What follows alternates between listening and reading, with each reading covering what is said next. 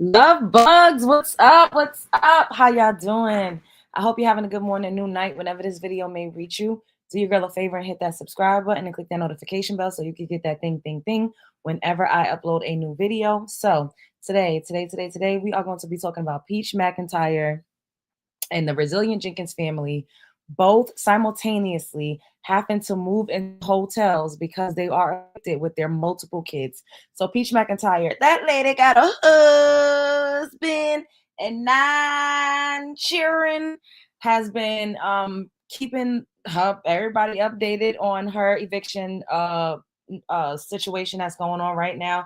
And the resilient Jenkins family, the biracial couple, Stephanie, and I can't think what the baby daddy name is, but they for sure they got 5 children in total. So one of his biological son from a monoracial black woman, and she had 2 children from a previous marriage, who she's still married to, but she came out here and lied and making it seem like that was her husband when that's really just her baby daddy at the end of the day. And then they got 2 biological children. She just had a baby. She literally has a bosom baby that's like literally maybe 2 months old at the most part.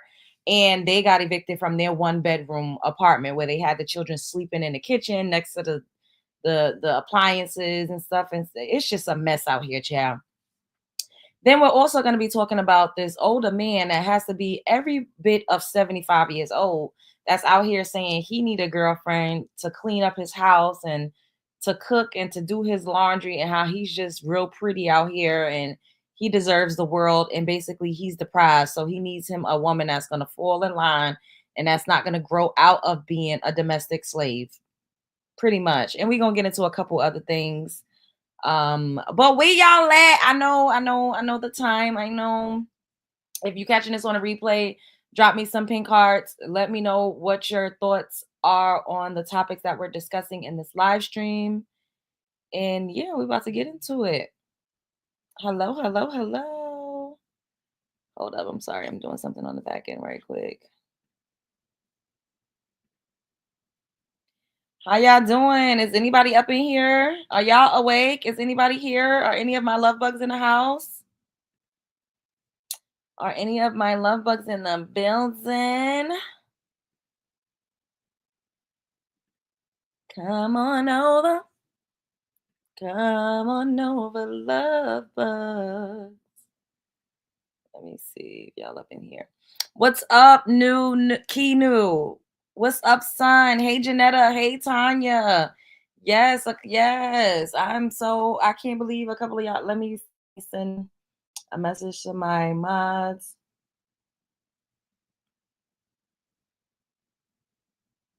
What's up, Treasure? What's going on? Okay, so let's get this party started. We're going to head on over to these TikTok streets.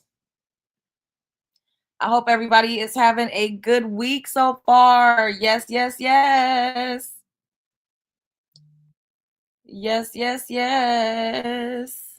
What? Ash Trevino is in jail. Oh, wow. I did not know that. Hold up.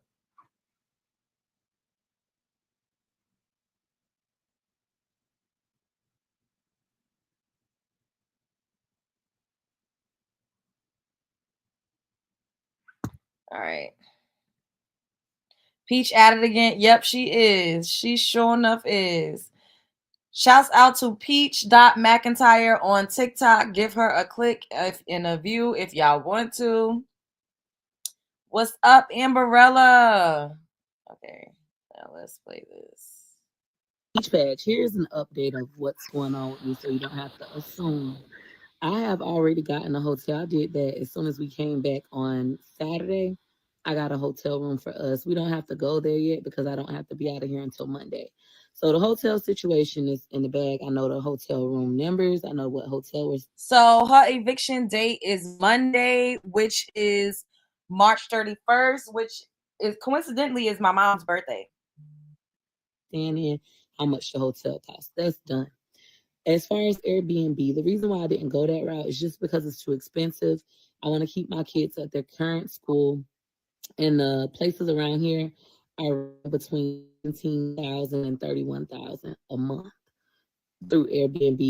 That's insane. Like, well, she does have 9 kids. Because I was about to say, what the hell is she trying to get a mansion? But she got 9 kids. So at the very least, she needs like 6 bedrooms, I would say. Because she has also a daughter, which I'm sure she probably lets her daughter be in her own space. And then she would need a room. So that's 2 rooms. And then like 4 rooms for the boys to split. And B or VBRO, however you say VRBO, vacation rentals, whatever. The area I live in is Lakewood Ranch, Florida, Sarasota, Anna Maria Island area, which people come down here during the season, which we're in peak season, so they can go to the beach, go golfing, go fishing, etc. So it's super expensive. Can't go that route. I did have a landlord that's willing to work with me. I had a couple that's willing to work with me and accept my offer. However, one of them wants to have their furniture stay in the home. And for me, that's no. I'm like, I'm not going to pay about $60,000 up front and still not be able to bring my own furniture. They say I can add my furniture, but their furniture has to stay. No. Then I had another person that was willing. If you could pay $6,000 up front to rent out somebody else's houses, why don't you have your own? Like, this does not make any sense. To let me bring my furniture, but they wanted their vehicles to stay. They have their vehicles in the garage. They're on vacation in another country. They're like, okay, we'll remove the furniture, but we want our cars there. And I have too many kids. I got 9 kids. Imagine my 9 kids fucking up somebody's car. Too risky. So that one is also a no for me. Then I'm currently working with somebody else. They're speaking with the owner right now on my behalf. If this one works out, it would be perfect. It would be a beautiful situation. I'm going through the application process. We'll see what they say. I was very honest. I told them about my evictions, etc., which is the reason why I'm willing to pay the full rent up front, because I know I'm untrustworthy. Based on my past rental history, I'm an untrustworthy individual. So to mitigate risk, I'm willing to do the double security deposit. I'm willing to pay all rent up front. I do have all of the funds. I really make the income, etc. We'll see if they're willing to take the chance on me. If not, then in the hotel we go, and I'm going to continue to work and make money like I do, and eventually I'll be in my own place again. So no matter what, I'm not worried. We'll have a roof, even if it's a red roof over my head. Just want to give you guys an update, so you don't have to try to guess and assume. Each patch. Here's an update of what's going on with me. So this lady, y'all remember we did some content. What's up, Mia Boo? Y'all remember we did some content on Peach, and she literally made like $80,000 in 1 month, right? And then like, I don't know if this was last month or the month before, she was like, my goal is to make $100,000. I made my goal. So this lady is making in between $60,000 to $100,000 monthly on any given month. On a low end, because she said this. She said on the low end, the lowest I've ever made was like 20 something $1,000 in a month, right? She does have 9 kids, so her living expenses, I think she said, was probably like in between 13,000 to 15,000 a month, whatever the case may be. But why are you constantly getting evicted and you have children? Like, it's one thing if you are a single person, you could live anywhere, you could do whatever it is that you want to do, you could go anywhere, you could sleep couch to couch if it's just you. It doesn't matter if it's just you. If Peach was a single woman, I would not be sitting up here in her business like this. I still probably would a little bit, because she keeps bragging about how much money she got. Because who is making more than $20,000, $30,000, $60,000, $80,000 a month, and you keep getting evicted? Like, is it mental illness? Is it giving drug addict? Like, I don't know, but something is not right in the water. And the only reason why it's really, really frying me real bad is because she has 9 kids. She has so many children. Like, how do you, as a mother, I'm not a parent yet, so I don't know. But if I had a baby, I swear to God, if I found out I was pregnant right now and I was like, oh, I'm about to have me a baby, my whole life, everything would change. Because now you're not living for yourself. Like, I wouldn't be going out spending unnecessary money, gambling. I wouldn't be buying stuff. Like, I literally would be stacking money, making investments, figuring out how to increase my revenue, which Peach is very, very good at. I'm so proud of her for pulling herself out of, the ghetto. Like, she elevated very, very, very far, but she keeps making these crazy decisions. And I'm just so confused. Like, what is going on? You have 9 kids. Why don't you own a home? Like, what's going on? What if she keep lying? What if she be lying? I don't know that she's lying, because People literally went to eviction court and made videos because it's public when you facing an eviction. She showed the paperwork for it, and people literally went to court. Like TikTokers was making videos saying that they went to eviction court. People are very crazy and obsessive. What's up, Chris? I hope I said it right. Hey, Faith. Hey, what's up, PJ? Hey, Daniels. Yeah, she says she's a gambler, but you gambling $80,000 in a month? That's crazy. That is insane. But in this video, she did say that she has $60K up front to pay to move into somebody's house. That also sounds crazy to me. I don't know. Like, as a single person, like I keep saying, you could do whatever you want. You could live however you want. Like, me personally, I could go anywhere. I could stay anywhere. As long as I'm good, I don't have kids. I'm not living for anybody but myself, is what my point is. Once you're living for 9 people, then you need to get your priorities together. And she said, oh, I know I'm not a trustworthy individual. I know, so that's why I'm willing to pay double the deposit, triple the deposit. And she's in a blessed position to be able to do that. However, I just don't understand her man is spending it on 304s. You probably right, me. I was thinking that too, because she remember when she did get that 80K check, she was like, how much should I give my husband? Because he do watch the kids, he do babysit the kids. 60K is enough for a home down payment. Exactly. That's more than enough. But the thing is too, like, she wants to live, because she's, I guess, lives in like a prestigious neighborhood in Florida. She wants to live a certain way, which I'm not mad, because it seems like her money can afford her that. But if she's not responsible, then I don't know. It's just like, you have 9 kids. You should take a year, and live however it is that you need to, so that you can really get your ish together and own your own ish. Like, because what are we doing? What are we doing? It doesn't make no sense. Why? I'm so confused by this. Then I remember seeing a video. Hold up, let's go to her page, because I do remember seeing a video and it looked like she was building a home. So I'm like, maybe she's building a home on a plot of land, but the house is not finished yet. So she got to figure out where she's going. But outside of that, it's like, if you're making almost 100K monthly, why are you behind on your rent? Like, I don't, with kids. You could be an irresponsible bitch if you a single ass bitch. And I have to keep reiterating that, because if you single, you could be irresponsible. You could do whatever the fuck. Like, it does not matter. But with children. Each batch, I'm currently applying for rental properties, and I'm getting very emotional just going through the income verification part and seeing how much money I make. Like, I make ridiculous amount of money. And the fact that I gambled it, the fact that I didn't stay focused on my goal. The whole purpose of moving to Lakewood Ranch was to not gamble for a year, buy my home cash, because I make more than enough money. But instead, I started back gambling and I lost it all again. Now today is day 8. Wait, so she lost hundreds of thousands of dollars gambling. Is it? I don't know. I've never been. I don't really have an addictive personality. I'm not gonna hold y'all. I could do something and then don't ever fucking do it again, or don't do it for months and months. Like, I literally, and I'll be fine. Like, I won't be like, oh my God, I need to do this. Is people like really be gambling hundreds of thousands of dollars? Like, that is crazy to me. That's crazy. Like, I just don't. It's the having the 9 kids. It's crap. Tanya, it gotta be. Cause I'm like, you got 9 kids. What's up, Mr. Monroe? Like, you got 9 whole kids.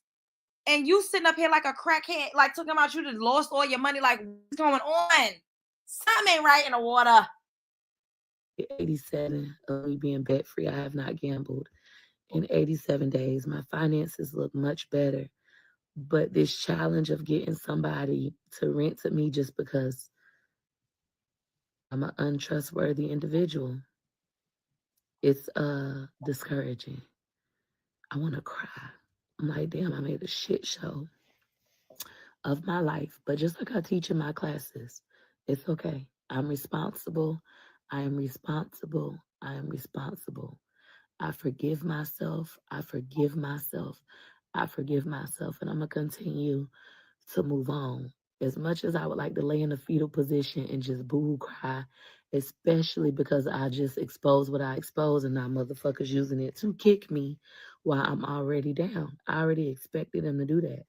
There are plenty other people helping me. I got so many people working on my behalf, and I appreciate the entire Peach Patch that's working on my behalf. I truly, truly appreciate y'all. I've been getting different calls all day, doing all kinds of applications. No matter what, I forgive myself and I'm going to make better decisions moving forward. This is a very heavy price for me to pay, but the price was necessary in order for me to change because without this situation, I would still be in the casino. I wouldn't give a fuck.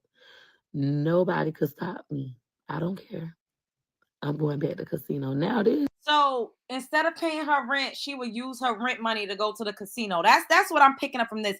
And winning scratch, I think that's what it's called. Your name. I agree. It's a mindset. You can take the person out of poverty, but they still have a poverty mindset. Or if she keeps saying, I'm very irresponsible, I'm untrustworthy. And if she keeps replaying that narrative about herself, then that's going to be her lived experience. This is something that I'm also working on because she also course corrected herself, like I'm worthy, I'm this, I'm that. But it's like she deep down inside, she has very low self-esteem. She's very, very insecure, and she feels like she's untrustworthy. She feels like she's not worthy.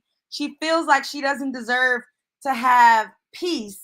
She also has a nervous system that's not regulated, and she's used to toxicity, and she's used to being a constant state of confusion and drama. And it seems like this is a healthy state for her, and it's comfort.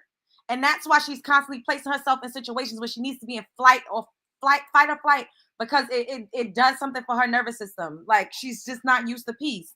And what's up, SM?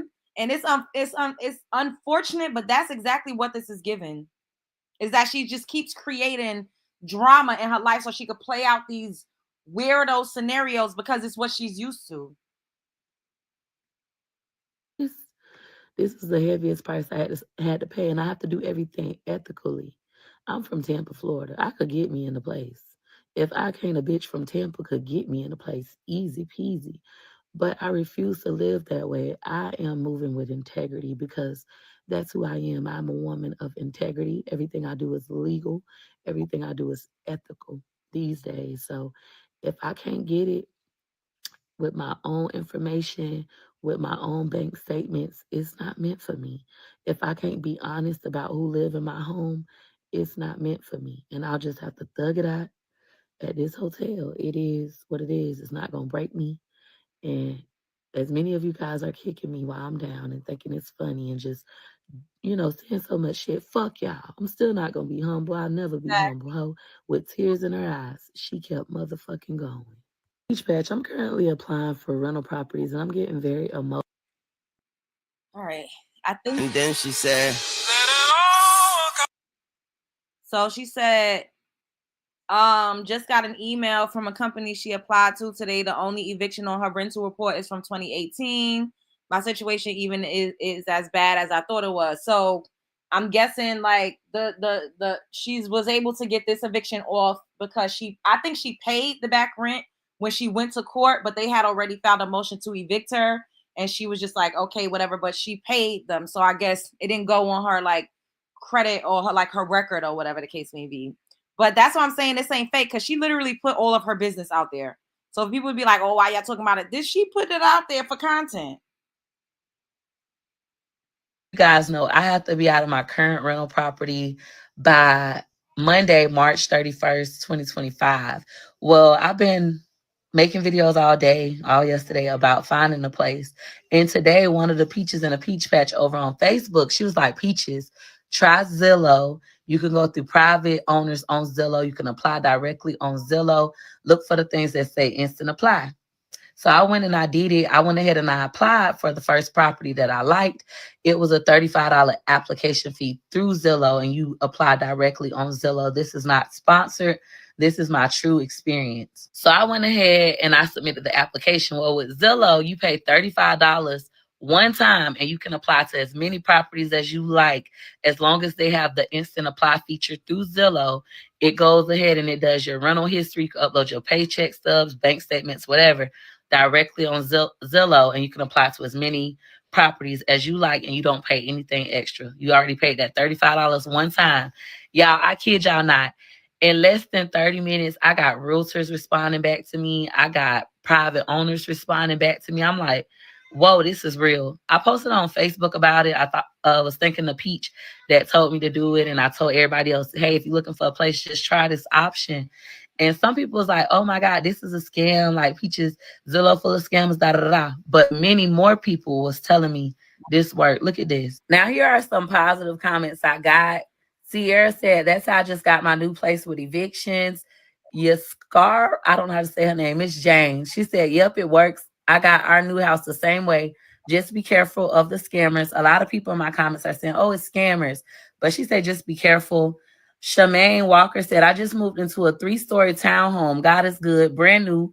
We are the first tenants to ever live here. I have 1 eviction on my credit, and my landlord is a private owner I found through Zillow. If you need help, inbox me. So a lot of people are getting places this way. Ebony said, this is exactly how I just got my new apartment. Zillow application with a private owner. Miss Wanda said, yep, that's exactly how I found my place that I'm moving in this weekend. Shauna said, that's how I rent, period. Shantia said exactly what my sister did. And how you say her name? Yael Rose. She said, that's how I found my landlord. This post on my Facebook, LP Trash, this post is on my Facebook. It currently has 198 comments. Feel free to read them for yourself. And 161 shares. I'm not getting paid for this. I am really somebody actively looking for a place to rent.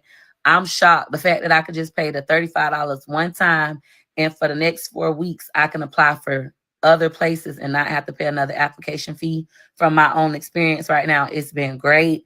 I feel real good, real happy, real hopeful. Of course, we're always going to be aware of scammers, but I feel like it's all going to work out. So many people in these 198 comments had positive experiences, and those who saying it's full of scammers, they haven't been scammed. They just being negative. So I know everything gonna work out for my good. If you're currently looking for a place, not sponsored, go check out Zillow. It's working for many of us.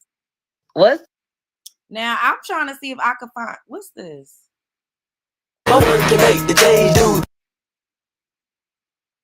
Pay score. What is this? She's saying she applied for rental. Cause I'm trying to find the video where it looked like she was building a home. Because I'm like, I really thought that she was building a home. I personally did. She did something really nice for 3 young girls. She bought them all bags at Kirk Geiger. I thought that was really nice. It is phenomenal. And y'all already know that lady got a husband and not. All right, that's not what we're looking for, but I just wanted to point that out because I thought that was really, really nice of her. She ran into some fans at the store and she literally bought them purses. And I really was like, that is so nice because you people ain't got to do stuff like that. But where is this video where it looked like she's always taking her kids to Disney World? This is why I'm so torn when it comes to her because it really seems like she is really a good mom. But then like she's just, I guess she says she's so irresponsible and not trustworthy. But I think I really do not, I would not say that Peach Mcintyre is a bad mom or that she puts her kids in harm's way or that she does not take care of her kids. I personally would not say that from what I see because we don't know these people personally, you know? I don't know where that video is where it looked like she was building a house. I'm gonna scroll down a couple more times. If I don't see it, then we just gonna move on. But she literally is bankrolling. Like she's making her coin. So I don't know why she's still trying to rent and not just buying. But the only thing I could come up with is that she's literally in the process of building a home. Where is this video? All right, I don't see it, y'all. I'm not about to keep trying to find it. I don't see it, so I don't know. Oh, I think this is it. Look. Everything is working out for me. I want to get a but look, doesn't it looks like she's getting a home built, right? This is February 28th.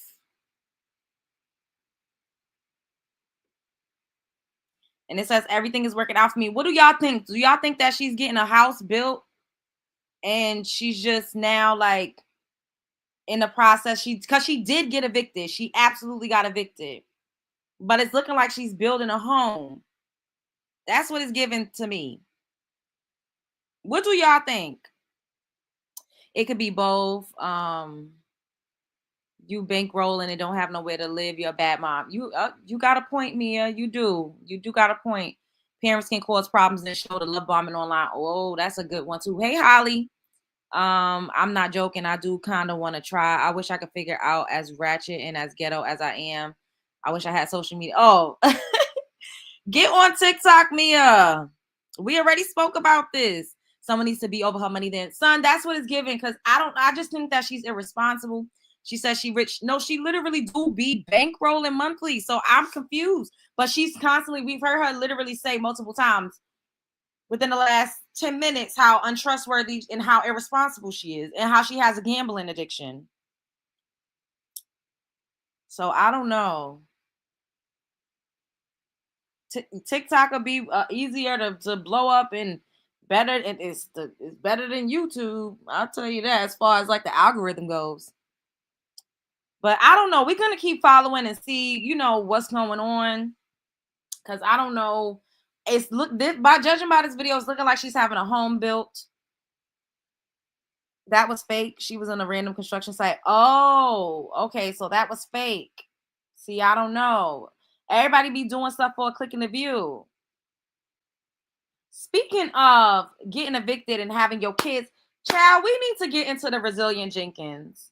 We need to get into the resilient Jenkins because this is just blowing my mind.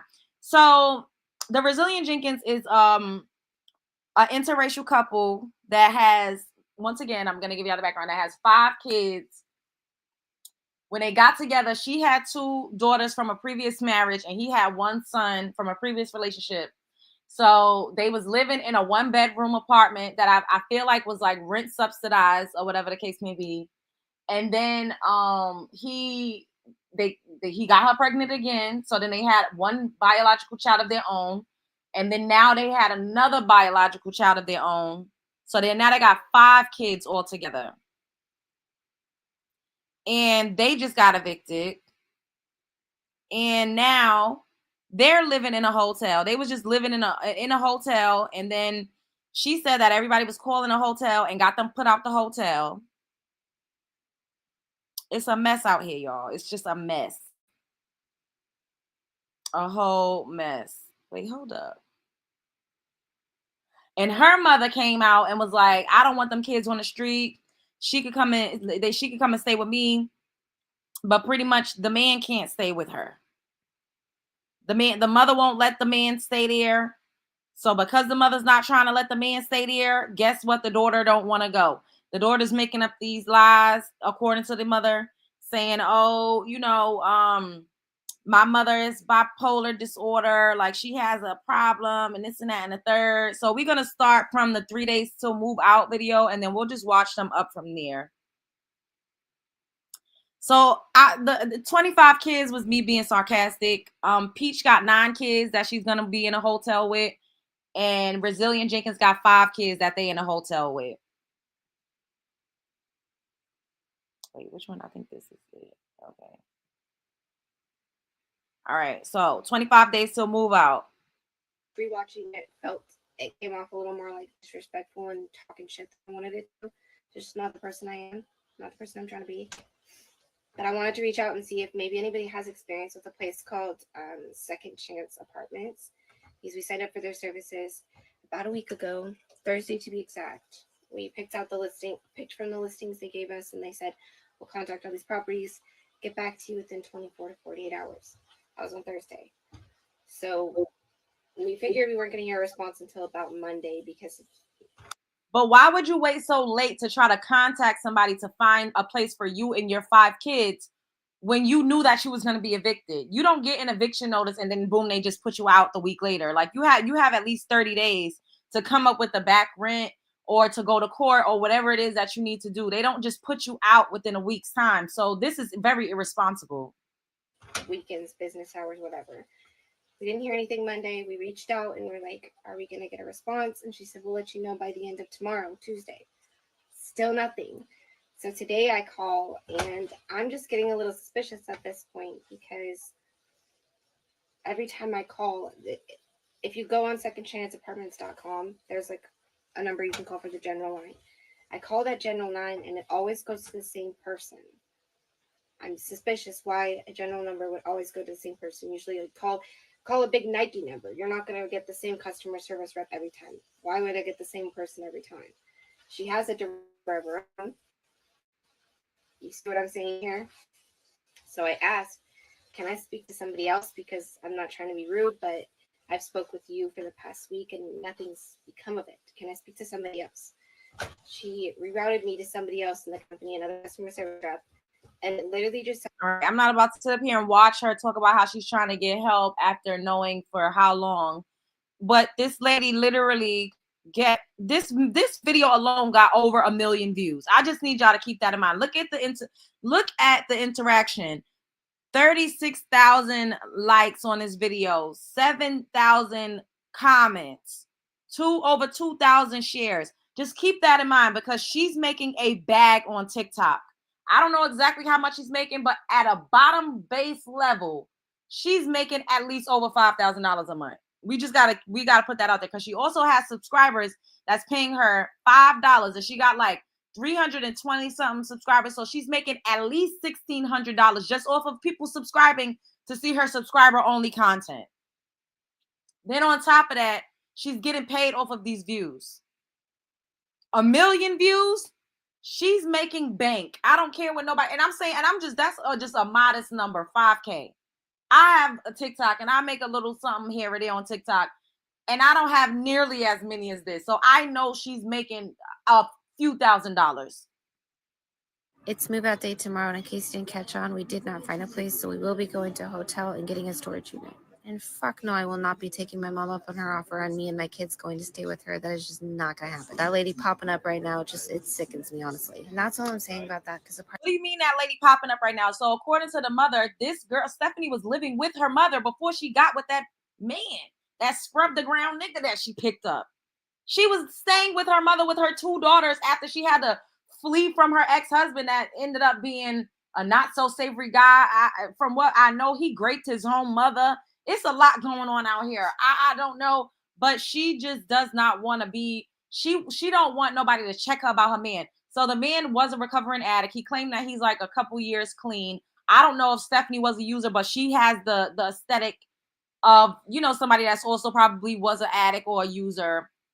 These people are just, I don't know. If I had 5 kids and my mom was like, I'll take your kids, I would just let my mother take my kids. Even if I was so digmatized and I wanted to be up my man's ass all day, I would literally let my mother take my kids and stay there with my kids, during the week, get them off to school, be there. And then on the weekends, maybe go and hang out with my baby daddy if it's that serious. But to just put your kids through this just because you want to be up a man's ass, I don't respect women that put men over their children. I just don't. There's a part of me that's healed on everything that she brought on my past, just does not want to spend any time on her. She gets absolutely no time of day from me. And that is for me to decide. It's not up to a bunch of strangers to decide what I should and shouldn't forgive from a past you weren't even there for. Now let's get back to this movie.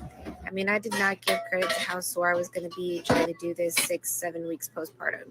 Not to mention the mental strain that also has on me. Look at this. She's 6, 7. So the baby's not even a full 2 months.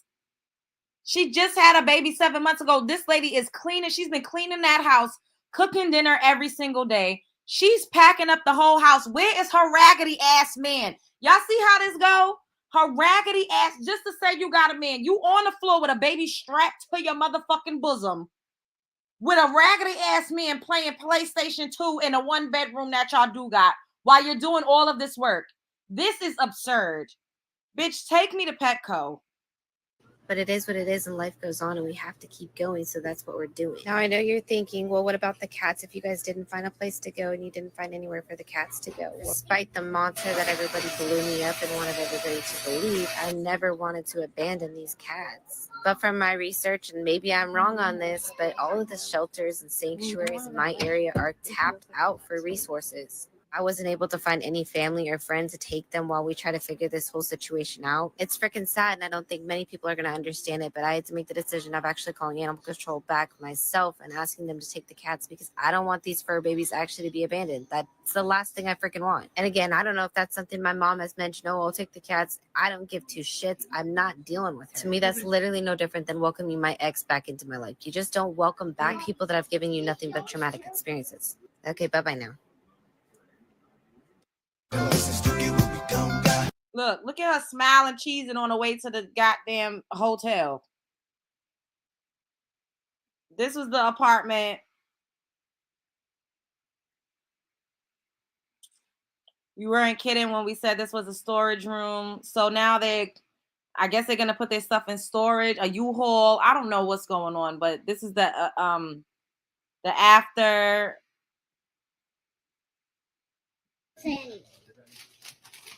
Oh, this is him at the first hotel that they were at.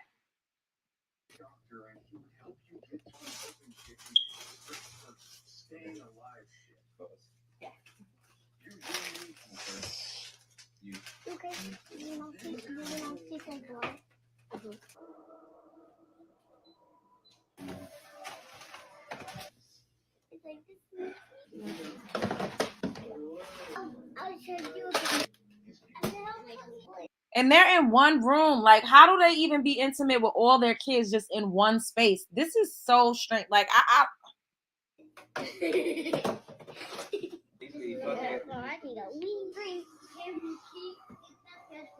Imagine if I was all by myself.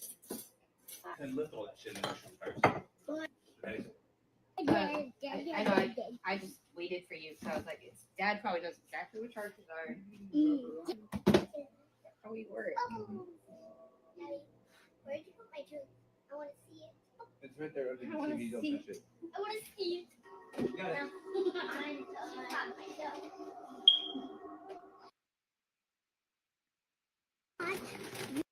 I find it interesting you follow us around public and don't want to say hi. Y'all so bold in them comments, but you won't say nothing to our faces. And that's not even enough. Y'all had to make a bunch of hateful, untrue calls to the hotel we're staying at and get us kicked out. How the fuck miserable you gotta be in your own life to come at a family that's not doing anything to you? You sit there and say you want to do what's best for the children, but yet you want to send them to 2 abusive homes. You think it's better to split up a perfectly happy family and send kids to homes they don't even want to be in, to live with people they want nothing to do with.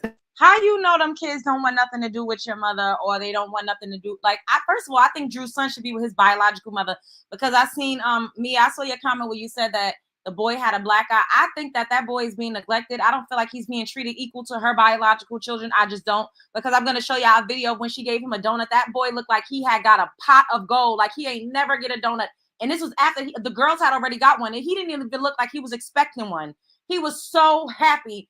It really pissed me off. And I feel like she doesn't know how to properly groom her own kids. They have lice and fleas and all types of stuff. And this just breaks my heart, because children deserve better. And kids don't know that they're poor until they get a little bigger. And they're like, wait a minute, how come I don't have the things that other kids have? And then that's when it starts to settle in that they had a fucked up childhood. Children are going to be resilient because they don't really understand the situation.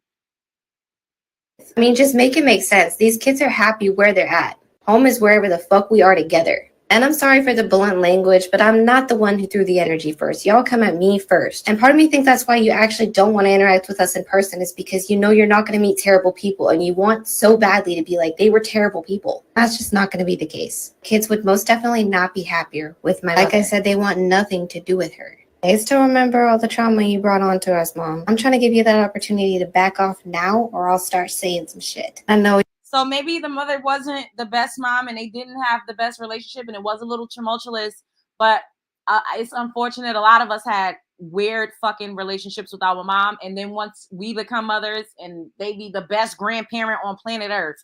And if her mother was so terrible, why did she live with her mother at one point? I feel like she's just like playing it up now, or deciding to re-tap into that trauma because her mother does not accept her scrub the ground ass man. Well, you'll go and try to use that. Well, you're the only. I find it interesting. So she at the hotel cooking.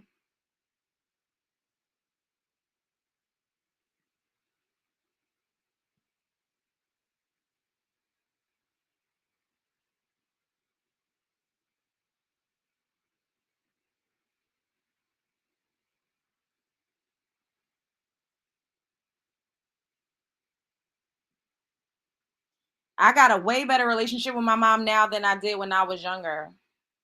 But, you know, things happen. They grow up, especially if you have a young mother. They don't really know. You got to learn grace, and you have to heal and do some work on yourself in order to like just move forward, especially if it wasn't that terrible to where you really can't come back from it. But I understand, you know, I understand that it's easy to harbor resentment towards your parents for not being perfect parents. But what does she think these kids are going to do and feel about her when they get older and they realize that their shit is all over the internet? Kids are brutal. Kids tease each other. I seen another video about a lady says she showed her son the video of Drew's son because that was his friend. And he kept asking the mother, oh, can my friend come and spend the night over here? And she showed him the videos and he was like, oh my God, I feel so bad. I really wish he could come and spend the night with us now. I didn't know he didn't have a place to stay. Kids are more aware than what we give them credit for. So her exposing and exploiting them like this is going to be very, very hard for them to deal with, especially once they get into their teen years. They ain't going to let them live this down. They're going to be talking about how they was dirty and had lice and had fleas. Y'all know how ruthless and relentless kids are. So the fact that she's saying her mother was terrible, look at how she's exposing and exploiting these kids. You think this ain't going to come back to haunt them? It absolutely is. I bet my bottom dollar in a few years, them kids is going to come out with a testimony. Just like most, I feel like most content creator kids, if their parents aren't good parents, they all are going to come out and talk about how terrible their parents are. They are a lot of them are starting to do it now because it's like a new age thing. And how it traumatized them as kids to be like constantly with a camera in their face. So look, it says, y'all so mad about our life and it's not even yours. You can't stand to admit all there is to see is a happy family. No matter what is thrown our way, we stay united, happy, grateful, and resilient.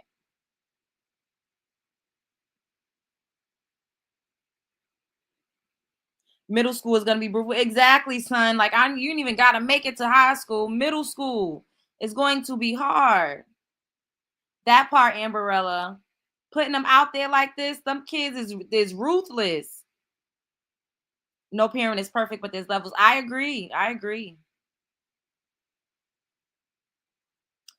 It's crazy. Look, he loading up the U-Haul, but she's saying he can't go to work a 9 to 5. At first, she said it's because he didn't want to pay child support. He had back child support. That was the initial thing she said. Now she's saying he got these mysterious health issues, and that's why he can't get a job. You could work from home. Like, he don't gotta go somewhere where he has to like lay brick and plaster walls. Where there's a will, there's a way. Have you noticed the watch me cook for my low income family, watch me clean my dirty room home, watch me and my homeless family is the new content for incels? Yeah, I have noticed that. So this is a hotel. I'm trying to think if this is the one that they got kicked out of because they in a different one. They in a different one from this now. I think this is the first hotel that they was in. Everybody, can y'all all smash the like button if y'all have not?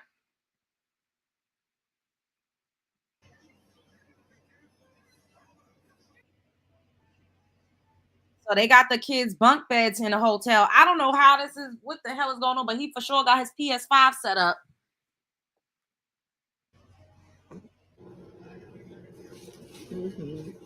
Now, please watch this, how she gives these kids a donut. And look at the little boy. People like, oh, he don't got eyes in the back of his head. You can see through your peripheral vision. He knew that they had donuts, but he didn't even react like he thought he was going to get one. Watch this. Let me play this back.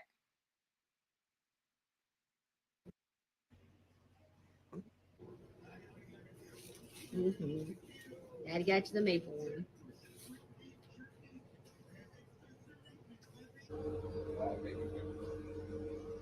Did y'all see that little boy? He looked, because he saw them giving out donuts and he didn't even expect to get one.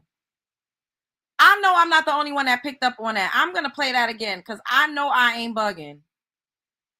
I don't think that little boy is getting treated the same as her other kids. The maple one.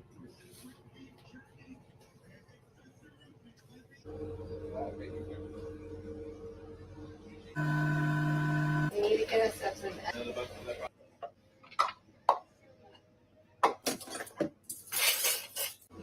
She washing dishes in a tub. Like, oh my God, this cannot be sanitary. She's washing dishes in a tub.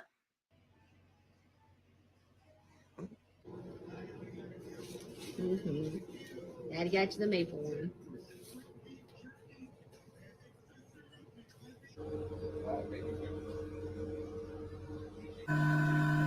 We need to get us up with that.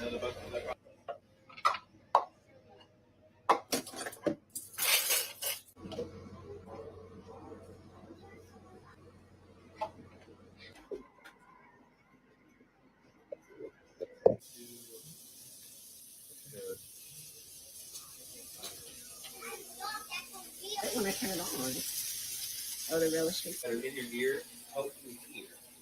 All of them wires, that got to be a fire hazard. That has to be a fire hazard. Look at the way that the extension cord is just dangling next to wet dishes. This is dangerous. This is dangerous. When you get a ringing,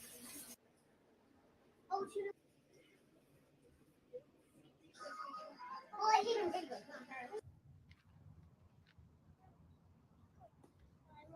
Yay! Emma, watch out. Yeah, she's definitely doing all of the labor. She also made a video like a month or so ago saying that if she don't feed her husband first and he's going to get mad and yell at her and like really just putting it out there. And she also made a video saying how he never tells her that she's pretty or that she's attractive and it makes her feel insecure. And then she came back and said, oh, I was just joking. That was just rage bait to see what y'all was going to say. Bitch, you wasn't joking. That's really how you feel. He probably be beating her ass too. We don't know. We ain't there. But something is not right about this situation. Oh, but Addie. Huh. Oh, don't do it. I'm trying to climb a tree. Okay. One, go.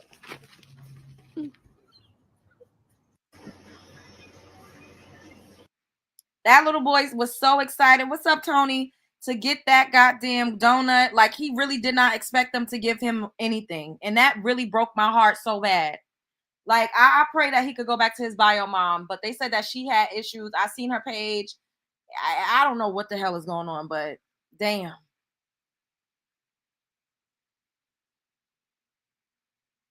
Watch I get pregnant again since folks want to keep paying for the. Oh my God. I hope she don't. I hope she don't. It seemed like they got a breeding kink low key.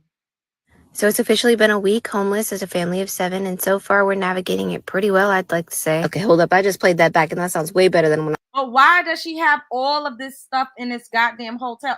Why does she have, like, why do you need that many goddamn plates? I granted it's 5 of y'all, but this is too much clutter. Like, what the fuck? This shit is blowing me.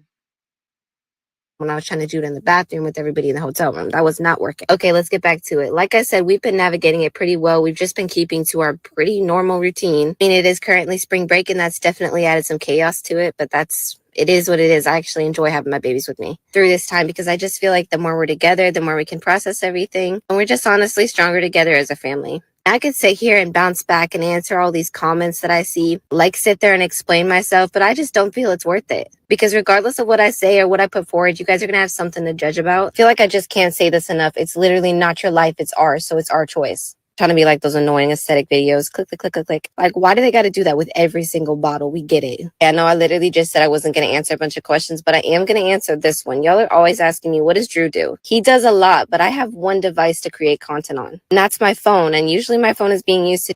That nigga don't do shit but play that motherfucking funky ass game and say hello to his kids and pat them on the head every once in a while. We see you doing everything around the house. You're cleaning, you're cooking, you're taking the kids to school. You do everything. You are a I don't know what the hell to call it. To do a lot of mom things as well. Get as many clips as I can of me doing my thing. Oftentimes I really don't get as many clips of Drew doing what he's doing around the place. I think going forward, he's going to start getting his perspective on the matter too. So prepare to see videos from Drew as well. For the life of me, I don't know why that's just going to steam a bunch of you when you literally could just do what makes you happy too. Why is that so hard? Oh, wait. So now he's going to start actually being active because he's going to be doing it for content. So maybe that's what it's going to take. Up and choose miserable every day, and then you turn around and blame other people for it. What the fuck? I thought we were the creator of our own destiny. Okay, bye-bye now. So it's officially been a week homeless as a family of 7. As you can read in the caption above, we're a family of 6 going on 7. Oh, so this is the original video that had went viral, I believe.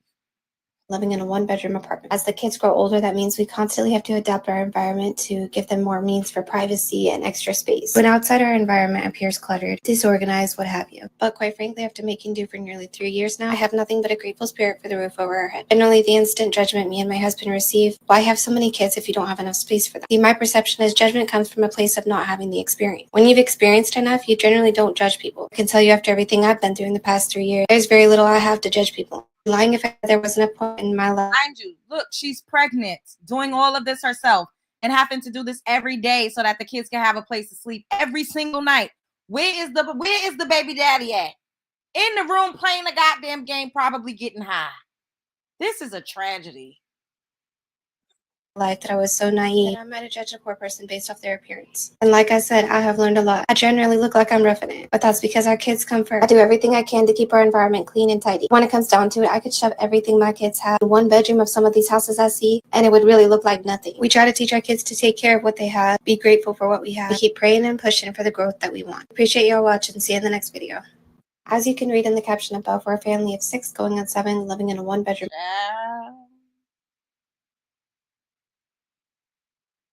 So why, like, and I'm just trying to figure out.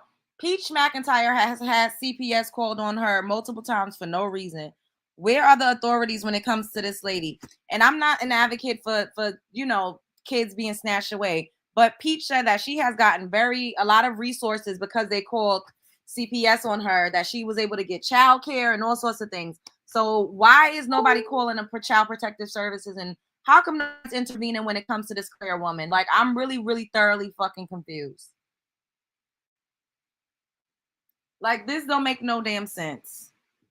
I love when people put their business on the internet and tell us to mind our business. That part, babe. Like, mind your business. Mind your business, but make sure you watch, like, comment, and subscribe, and follow.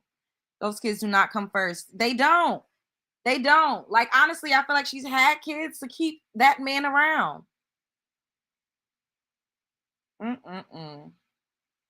People have called CPS. I don't know why they aren't doing anything. It's crazy. Maybe it's the state that she lives in, and maybe it's also got a lot to do with her race, because I don't know how they not even at the very least trying to provide resources to help her with the kids. Like, it's just the math is not mathing. Kids can't keep a man, damn sure can't. But that man ain't got nothing else. He has nowhere else to go. So I figure in her mind, she's probably like, well, we're your family, you know, and that's a way for her to anchor him in some type of way, because he also don't got nothing. But I know she's making money off of fucking TikTok. Like, ain't nobody gonna sit up here and tell me this lady's not making no money. We're gonna see a Hulu documentary in a few years about how these kids were abused and neglected, like Ruby Frankie. This is what I'm saying. I said them kids gonna come out when they big enough to speak, and it's gonna be a testimony, because this is not right. I'm sure he has other family members that can keep him, though. I hope so. I just don't trust this situation. Me either. I really don't feel good about that little black boy being in the custody of that clear woman. I just don't. I don't feel good about that. What's up, hero? That shit is just bonkers. Speaking of being a hoarder, like, look at this man. Let me show y'all. We got to get into this. I don't know if y'all seen my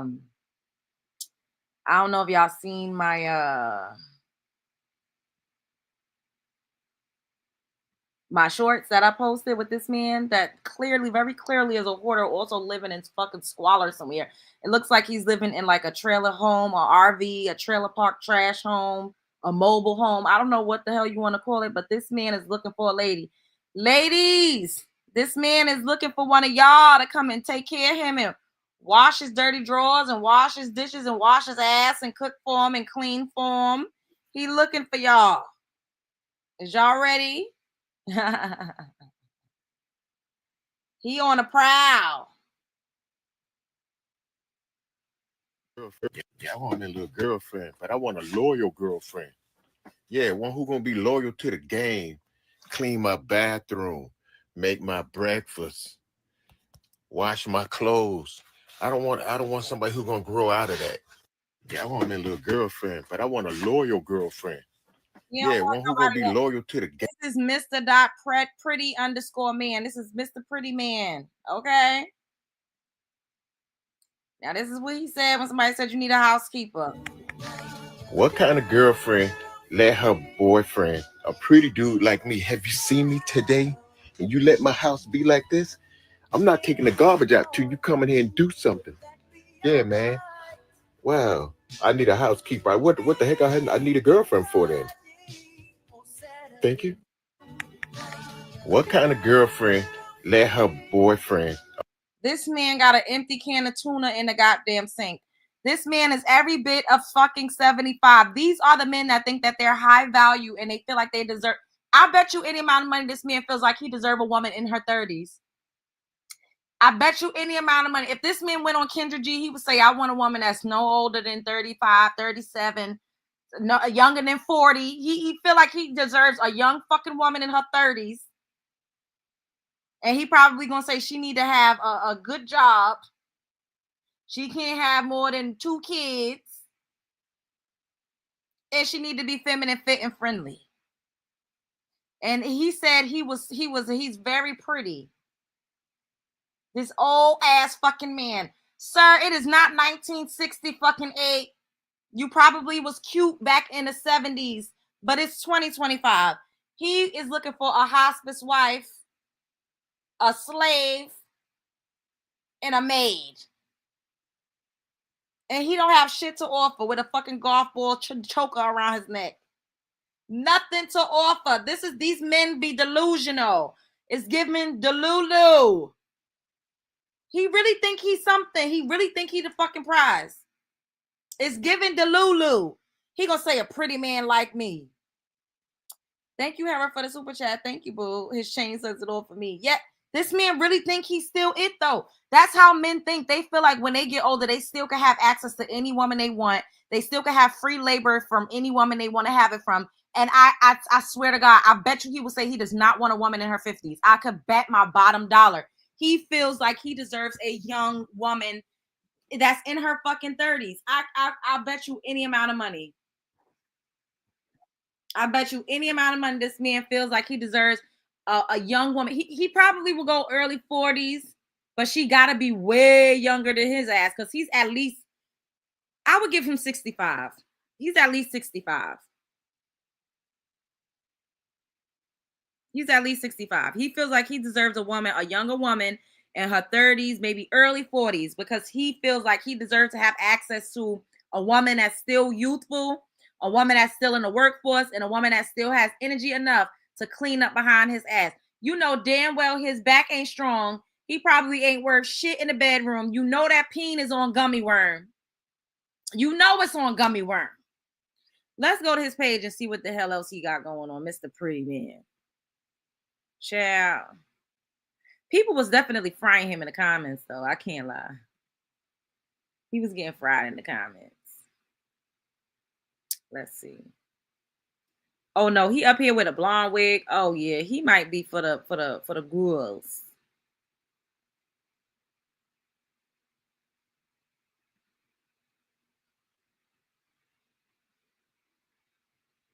Oh look, he just loved Latinas. Love me some Latinas. Oh my God, the black ones. If a black girl speaks Spanish, I love her. And if she speaks Creole, ain't nothing better than a Haitian woman. Latinas. You know we're boycotting Walmart and Target. Boycott, bitch! Do your part. Don't fuck. I can't like you for you. You have to like yourself. You have to like yourself. If you don't like you, how can you expect someone else to like you? Think about it. Add it up. If you hate you, other people are going to hate you too. Because you're going to tell them what to hate about you. Tell them what to like about you. Tell them what to like about you. Whatever you like about you, find something to like about you. Look at your nose. Yeah. Play too much. Yeah, I'm at the beach, man. There's just them little out of shape kids over there. There's a lot of people over here.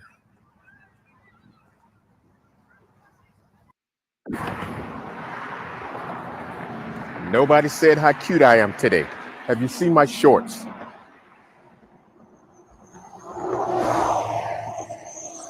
I know you saw them Converse. They remind you of something, huh? Converse up under your bed. Please don't be mad at me. Don't be mad at me. Oh my God, Amy, don't be mad at you. And it's angry, by the way, not mad, angry. Okay. Oh no, and he got a cat in that nasty ass house.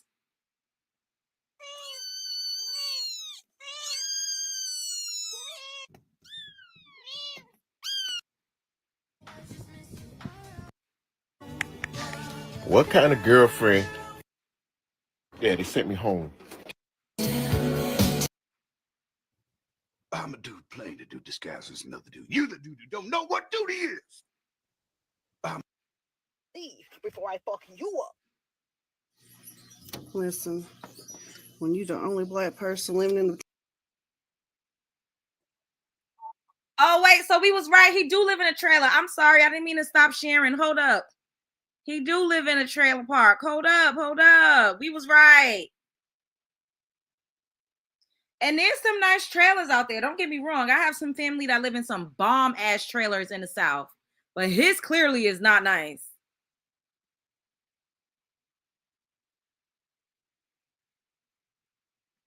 you gotta look both ways to make sure it's safe enough for you to go outside, you know. Listen. So he living in an RV camper and he thinks that he deserves a woman to child. If he don't get the fuck ASAP. I'm not.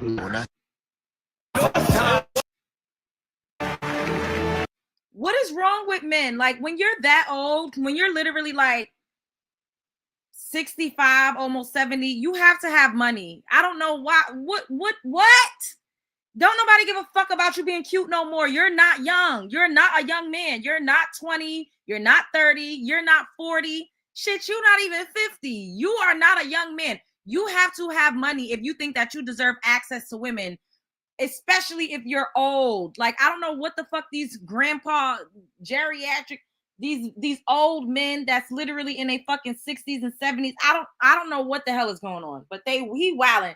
He's not young and cute no more. I guess he's not a bad looking man. So when he was younger, I guess he was cute and he used to get by on that cute shit.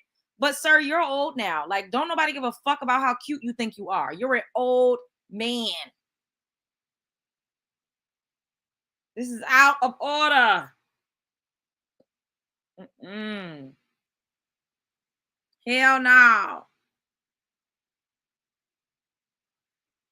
A camper van, exactly. What the hell?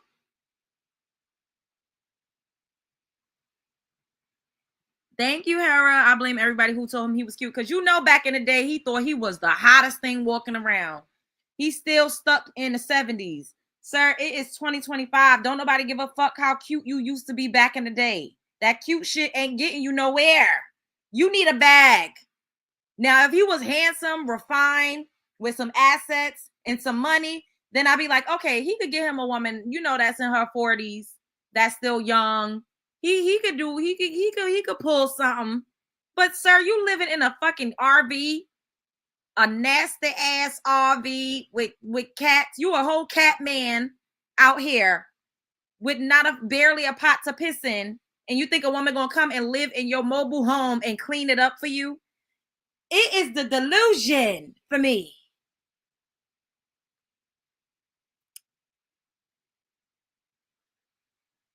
It's the delusion for me.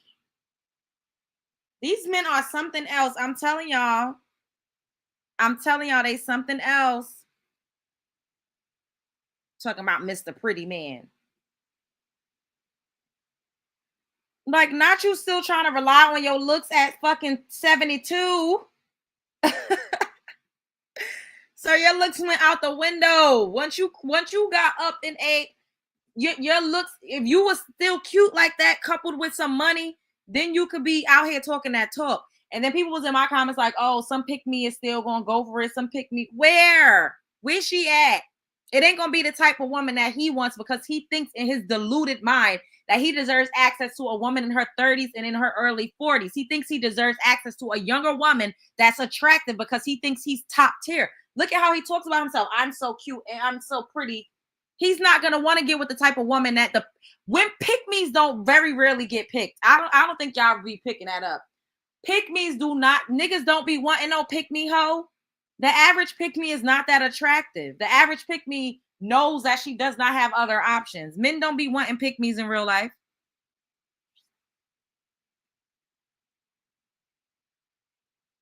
Speaking of these men being fucking out of order, child, listen to what this man had to say, child. Men need to be honest about kids.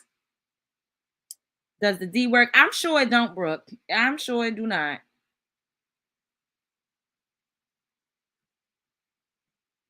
Hold up. Yeah, everybody up in here, smash the like button. Thank you.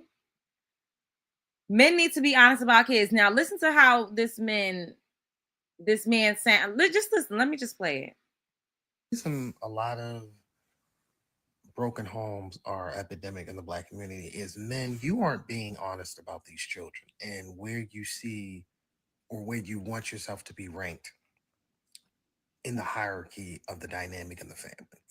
And that's a big problem.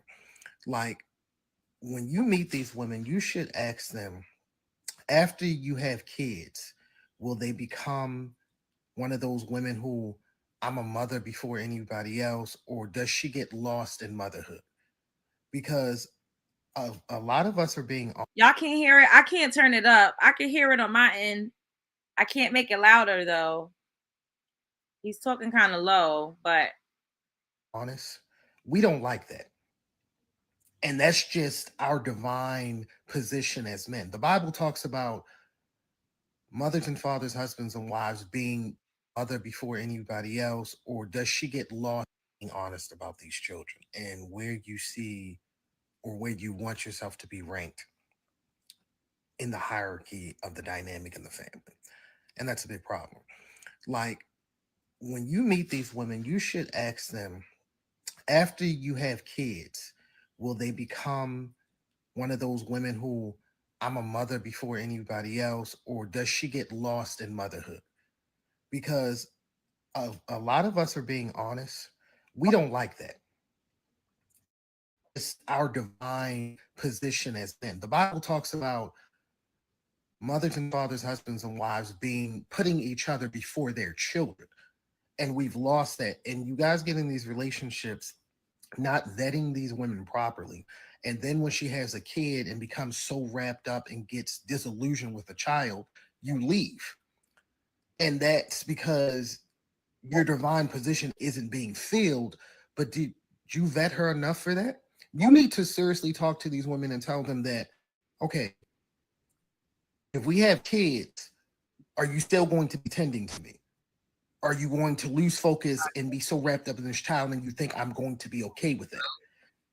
And if they're not, you need to not only not to be with them, you should be reproducing with them.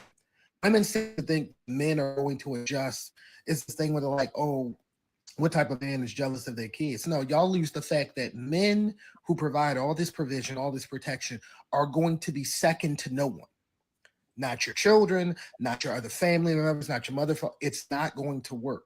And I think a lot of the problem is not just men don't want to take care of their kids. Some of them don't want to be second to their children or anyone else.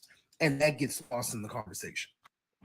The reason a lot of... So basically he's saying men leave their children to be raised in fatherless homes because men are jealous of their kids. Men are jealous of their children and they cannot deal with not being the fucking center of the universe. Do we not always talk about how men center themselves? Men always need to center themselves. We could be having conversations about the sky being blue. They will come over there and center themselves and try to gear the conversation where they want it to be. And I let them do it because I want them to expose themselves. And we need to see how they think and hear the types of things that they say so that they could actually be a little honest about where they're coming from. But this is utterly fucking disgusting. You are jealous of your child. Like you cannot take not being centered because you need validation. You have an ego issue. You don't have real power in the real world. And a lot of men feel like this, not just black men, but particularly black men. They feel emasculated in the waking world. And this is why they punch down on women so much, because they don't have no inherent power. And this is what I talk about men trying to destiny swap with women. We are the bearers of life. We are the true protectors and providers. What type of protector and provider is going to tell you, you need to put me before your fucking innocent baby that you just gave birth to? What type of protector and provider is that? Somebody that's naturally nurturing and loving and protective would never say no shit like that about their child. And notice how he said, we're not going to come second to your kid, your mother. He literally just said that as if he wouldn't be the father of that child, as if he has no connection to the child as much as the mother does. They know the truth. They get up here and lie every fucking day and make it seem like, oh, women just need to choose better. No, a lot of these fucking men are jealous of their babies. They don't know how to deal with women when she has hormonal changes. They're narcissistic. They're very self-serving, self-absorbed, and just plain old selfish. They don't know how to be selfless. He just said it. Men don't know how to be selfless on a grand scale. It has to be about them. And if it's not, then they out. They have to be centered. They're very insecure. They're very needy. I tell y'all this all the time. I'll be like, they be, oh, why are you not in a relationship? I'm trying to like deal with people, but they're insecure. I'm getting stalked, harassed, or they're constantly trying to humble me, put me in my place, talk down on me, tell me who I'm not, tell me what I need to do. They want to control, they want to conquer. So I'm like, I don't want to fucking deal with that. I'd rather deal with a nigga when I feel like it and at my own discretion and at my own leisure. And men cannot understand that because they're so used to being centered. And they created religion to control women and to center themselves because women are the divine beings on this planet. The female fruit produces fruit. The female trees produces fruit. We are the life bearers. And they know that. We have a connection to a whole different realm than they could ever fucking tap into. And they know that. That's why they created religion. And this is no knock to anybody who, is into organized religion. I hope I'm not being offensive. But men created that shit to center themselves.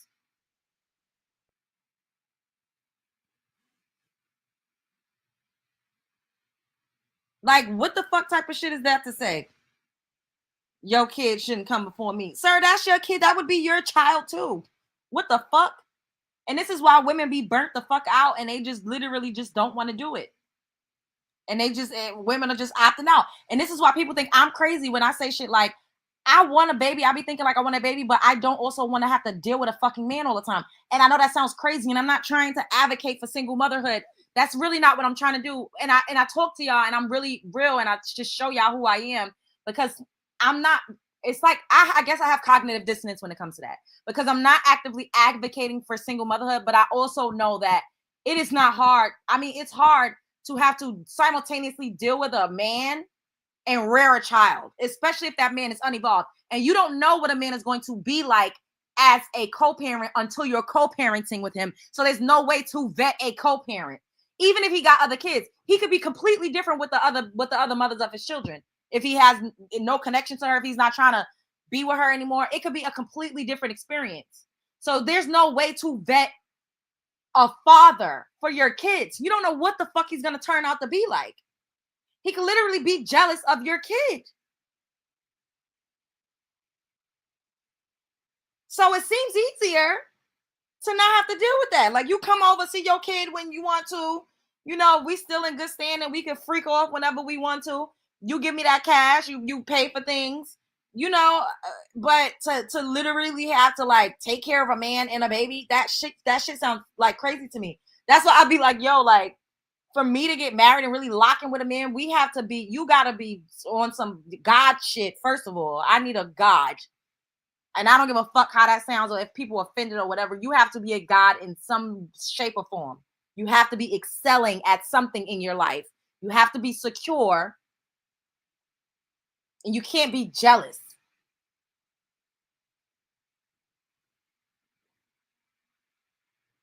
They be jealous of their own children, my mother used to say, and I didn't believe her. And I couldn't understand it, even though she was a little wrong. But that's crazy. They do be. Yeah, that's why I love TikTok real bad. Because men, we literally get to see how they really feel. They come out and say shit, and they say it with their chest. Remember, excuse me. Wait, let me read what you say, Amber. Love Jones, why you think I keep saying I'm going to the bank to get some man in the can to do motherhood alone? Don't think I'm built to be in a proximity to a man long term. It's crazy because it's like I said, I feel like I know in my mind it's not okay to be like, oh, be a single mother. But then I also feel like, how the fuck do women be married to men like this and also have to raise a kid? Like that shit is bizarro to me. Like, I know. It is not it's not healthy to have that type of mindset. But just like looking around in the world, it's like, I don't know.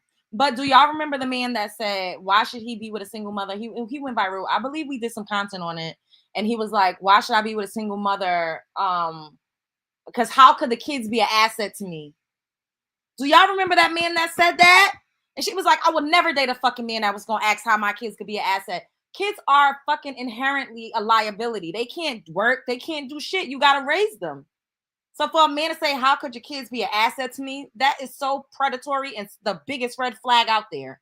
But a lot of men think like that. Like, what am I going to get out of these kids? Or are these kids going to take care of me? What's going to happen? They want all the attention and it's so draining. I really don't want to go back to the dating pool because what even is because the way the world works, kids are no longer their original purpose, which was to be a blessing because of money they are or can be considered a hindrance. That's true too. You got a point.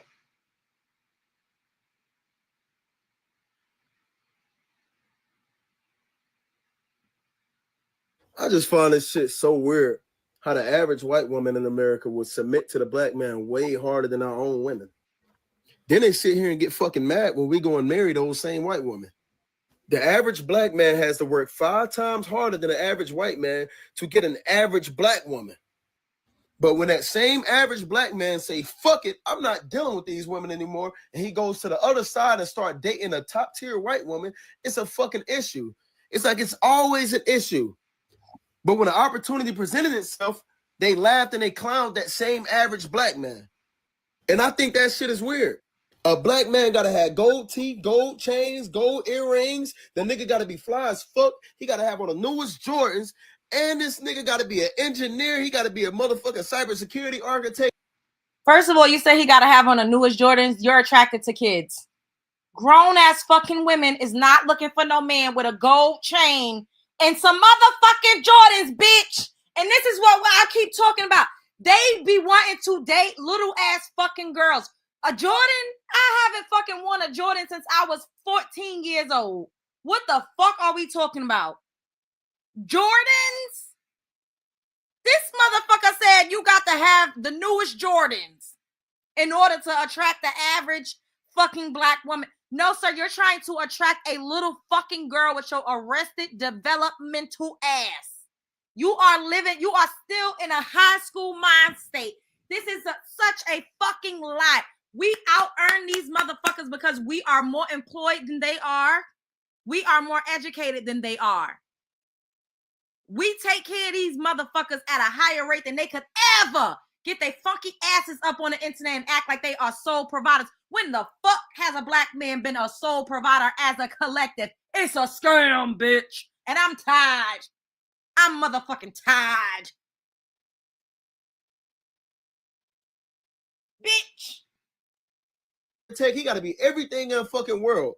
But when it comes to the white man, that nigga ain't got to be shit but white. And she's going to look at him like he's the prize. She's going to build him up and try to mold him into what she need him to be. But if a black man doesn't have his swag together, but he has a good paying job, he's a good man, he has good morals and ethical values, it's a fucking issue. Oh, no, now you don't like him because of his shoes or his pants or the way he dressed. But when it comes to that same white man who ain't got no fucking swag, you're going to take him and try to mold him into that. You're going to make him try to look like the black man. But that same black man, you won't take him and tell him he need to get a shape up. He need to wear these clothes. That's how you know the black woman in America values the white man more. That shit is. Bitch, you are a fucking lie and a half. And look at all these black men. He right.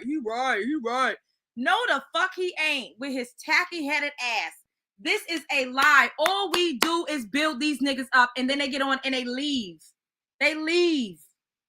They make you a single fucking mother. Or they unalive you. They beat your ass. They demean you. Not all. But it's very rare that you find a black man that's successful, that's mentally sound, that's not psychotic, that's on a healing journey, that actually works out, that takes care of his kids, that's not gonna beat your ass or try to unalive you if you step out of line. Then they go over to clear women and they is killing you niggas and calling y'all the niggas. They calling you a nigga at the dinner table in front of your kids and beating your ass, slapping your ass down in the street, shooting you and stabbing you. Damn, I shouldn't have said that. I hope we could get some monetization on this video, but this is making me mad. This is making me mad because they feel like we literally, they don't give us no credit for how much we've taken care of them. And because a lot of us are starting to wake up and saying, hey, hold up. Why should I have to take you and you don't even want to fucking go and fill out a job application? And then they lie so bad and make it seem like every white woman is just loving them for them. That's a fucking scam. These white women, on average, if you getting with a white woman, you got to have a degree or something going on for yourself. Unless you get in the bottom of the fucking barrel white girl. You're not getting an average white girl. You're getting a way below average white girl. If you are a black man, that ain't about shit. Look at the resilient Jenkins. That bitch is not even an average. She's way below average. That's the type of white bitches y'all get with. And this is no disrespect to the clear girls. But that's the types that y'all get with when y'all got shit. And they only get with you because they ain't got shit. So they know that an upstanding white man in society is not going to choose them. So they don't have a fucking choice. They got to go where they celebrate it, which is with you, with your anti-fucking black, self-hate and self-loathing ass. But we really don't care. Go. I'm just so tired of this tired ass lying, scamming ass narrative. Like we really don't be out here taking care of these niggas, literally going fucking 50-50 and 70 fucking 30 and 80 motherfucking 20. It's a fucking lie. They lie so bad on the internet. They want us to have no standards and no expectations. Then when we get with them and they don't have shit and they turn out to not be shit, they blame us and say, you should have chose better, bitch. You should have chose better. You should have chose better. That's what you chose. You chose a Pookie and a Ray Ray. But then they'll turn around and say, build a man up. Get a man off the street. Pick a nigga up off the corner. Get a nigga out the alleyway. Go to the halfway house and pick you up a nigga. Go to the jailhouse. Go to the penitentiary and pick you up a nigga. For his potential. You can't win for losing out this bitch. I'm motherfucking tired.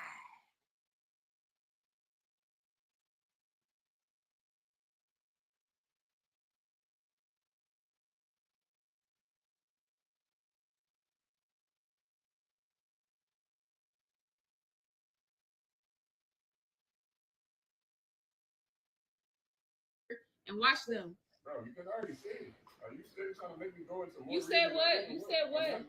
Why? Okay, but why? Why wouldn't you want to watch both of them yourself? Like, what's the issue? I'm not doing it. I don't have to. I said, but why? I don't have to. I'm saying, but why don't you want to watch both of them yourself? It's because it's hard. You don't want to say that because you know it's hard. But when I'm here watching them, you don't understand that it's hard for me. But now that I'm asking you to watch both of them, oh, now it's hard. But when it's just me, you don't understand. I'm just saying I'm not about to do it. So you're not about to watch? Why you not about to? Like, what's the reason? I'm just trying to figure out what's the reason. Because of your reason, you just want to go. Because I want to get some air. Like, no, I'm not doing it because of that. That's what you're not understanding. That's why I'm. Because I want to get air. That's why I'm. Because I want to get air. You don't care about my mental and my well-being. Bro, if you felt that way, you should have told them that shit today. You said you was okay, so don't try to switch it like it's something. I'm saying, but I told them that I don't get help, and that's the issue. Okay, so I just told you. So I'm asking you to help me and just take both of them. No. But I'm saying I'm here all the time with both the kids. So why can't you just sit here with both of them? Okay, I'm just trying to get understanding. What's the reason? Because I can't, because you don't want me to go enjoy myself and get a breath of fresh air. Like, what's wrong with that? You leave here and you get to. I'm saying, do you hear yourself? You leave here every day and I don't give you no problem. I let you leave. You come in and out all fucking day. But now it's time that I want to leave and get some fresh air. You just like, no. Like, I don't want to sit here with both of the kids. Like, what's wrong with that? I said I don't want to sit here with both of them. Okay, but what's wrong with that? Because I do it. Like, why can't you do it if I do it? To that, though. It's not about that. It's not about what you do. You're asking me to do How it's not? I'm saying, but you're a parent too. You made these babies right with me. Are you hearing yourself? Yes, I'm hearing myself. So I'm giving you a valid reason. What's the valid reason? Because I don't feel like doing it. Bro, I don't feel like and watch them. Bro, because I already said it. Are you still? Because he don't feel like doing it. And you notice how she keeps saying, why don't you want to do it? Because it's hard, right? He keeps saying, no, I'm not saying that. He will not admit that it is fucking hard to rear 2 children at the same time. He refuses because he does not want to validate her feelings of having a hard time and needing way more help than what he apparently is not fucking providing. Y'all see that? Did y'all pick that up? How manipulative that was? He would not admit that it was hard, and that's why he don't want to stay with 2 kids, because it's hard. He wouldn't admit it. He kept saying, nah, that's not what I'm saying. Nah, I ain't saying that. Nah, that ain't what I'm saying. That ain't what I'm saying. Nah. But that's exactly what the fuck he's saying. He just don't want to verbalize it because he does not want to validate her feelings of needing more help. And this is what the fuck we got to choose from. And then they'll say you should choose better, but then they'll say you should get a man like that just for his potential and just because he's trying. But then you need to choose better when he's not living up to his potential. It's your fault because you chose him.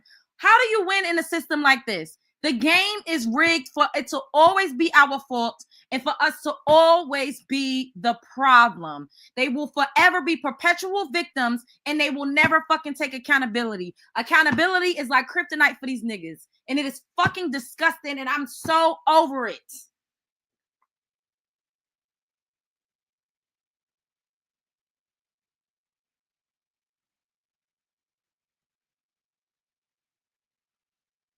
Single mothers, you are the problem. Look at this. Straight men's makeup. There is probably no greater visual than this right here showing you the effects of single motherhood when there is no masculine men involved in the life of young boys. These boys today are not only confused about things like makeup and clothing, but they're also confused about their genders.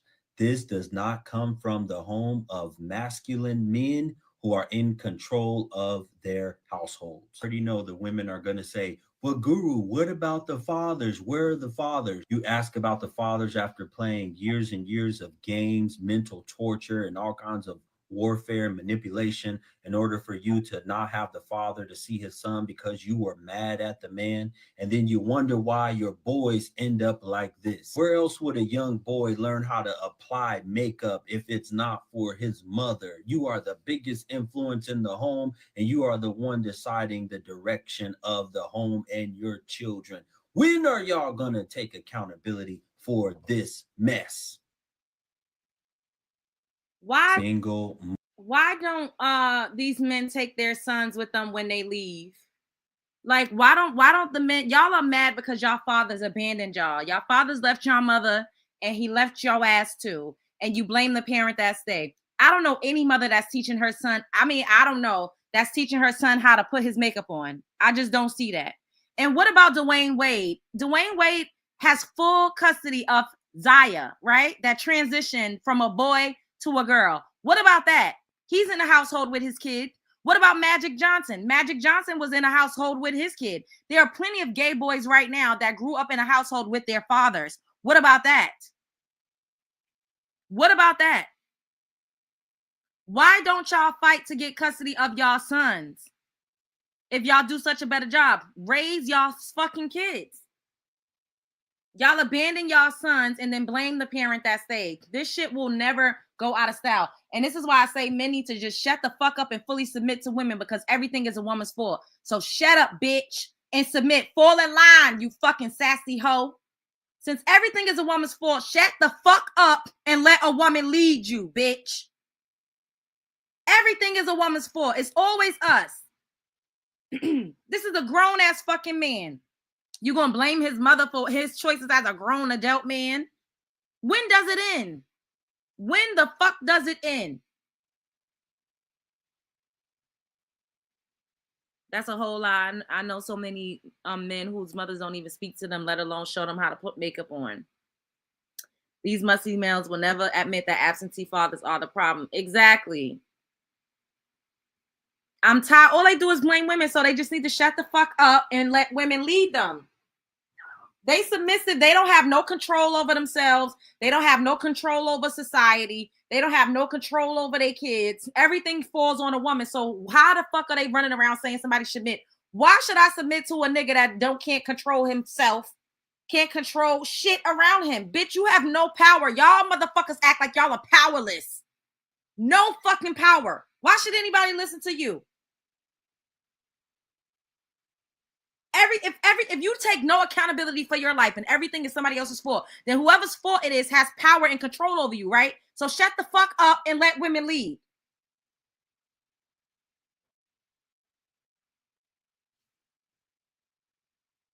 Oh, it's her fault she had a kid. It's her fault she kept the pregnancy. It's her fault she got pregnant. She should have never let me get her pregnant. It's her fault I never came to see my kid in 25 years. It's her fault. My kid is now 25 years old and I still don't have no relationship. It's because of the mother. Like, when the fuck do these motherfuckers ever take accountability for shit?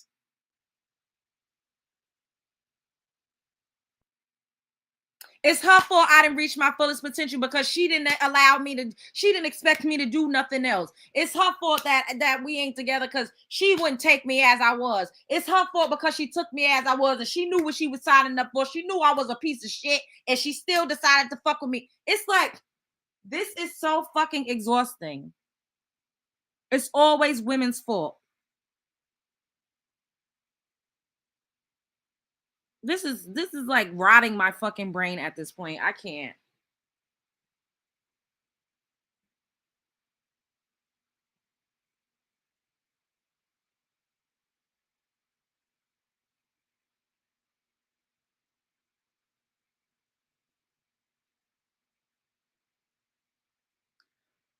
Jesus Christ, y'all.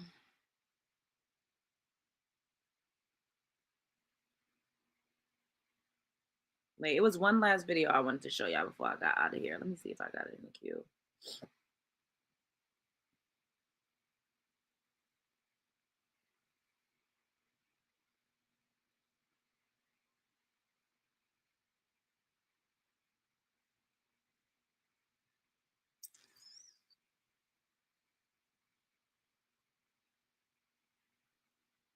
I'm really sick and tired of being blamed for everything, y'all. Are y'all not tired of being blamed for every fucking thing? Like, when does it end, yo? When does it end? Everything is women's fault, especially melanin rich women. Everything is our fault, yo. Everything is our fault. Like, that is, what the fuck? Is that not insane? Is that not insane?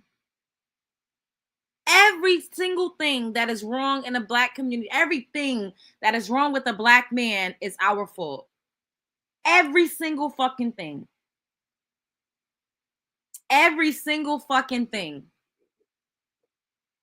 Every single fucking thing. This is crazy. What type of man that's a leader don't take responsibility or accountability for his leadership skills?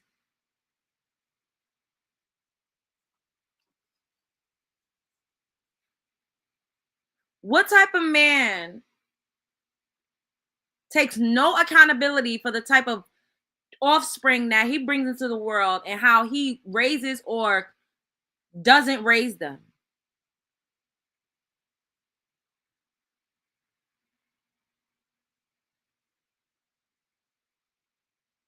It's so fucking exhausting. Damn, I don't think I got this video. I was trying to find it because I want to play it for y'all, but I don't see it.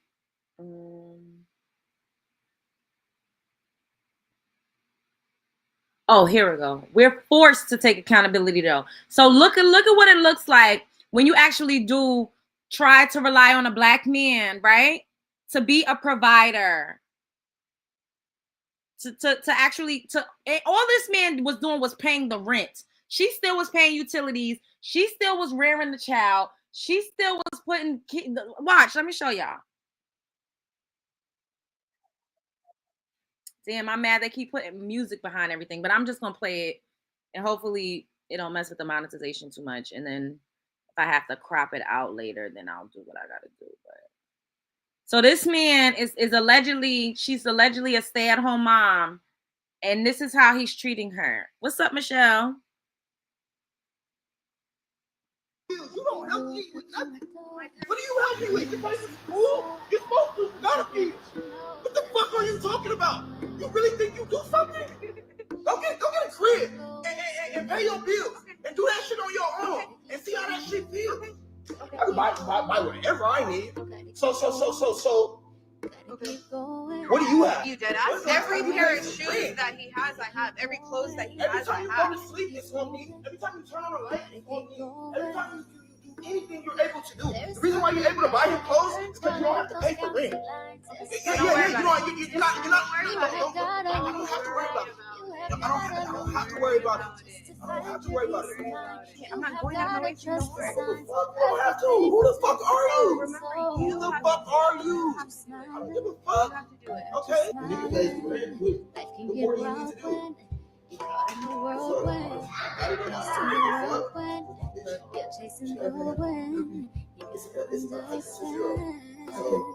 That's really no 50 or 30 or 20. That's really no pretend. That's really no film. That's really no way. What you bringing in, like $20 an hour? Yeah, right there. Whatever the sauce for you. You know I pay everybody. Don't worry about it. And so this is what he was talking about, being with a woman that's actually going to go 50-50 with him, and that's what he want. And she said that she literally paid bills, and all he did was just pay the full rent. Because you know in a moment. And look at how pretty this woman is. But I just came on here to say, like, and look at how raggedy her fucking baby daddy is. All my mom, not even mommies, just women in general, like, my heart literally goes out to you.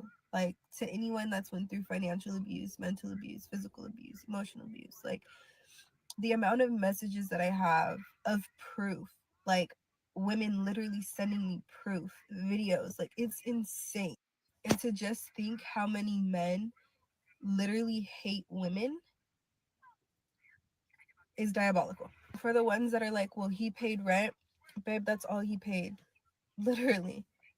Anything to make a house a home, anything that you need. She literally goes on to explain how she bought furniture, food. All he did was pay the rent. And do you see how he was fucking going crazy? Because he was paying a full rent by himself. And these are the men that's the protectors and the providers.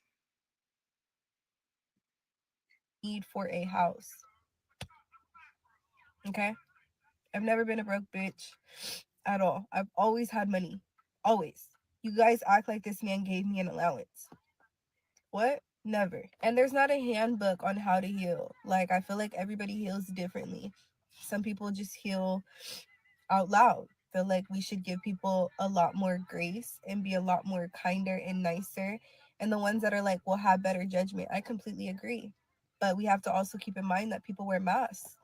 And we don't really know who they are until it's too late. It gets better. It has to. Like, this is literally what I tell myself. Shit, I don't even know. Like, I'm healing with y'all. But it does get better. It has to get better. I don't know. So I'm sick. But I just came on here to say. These niggas.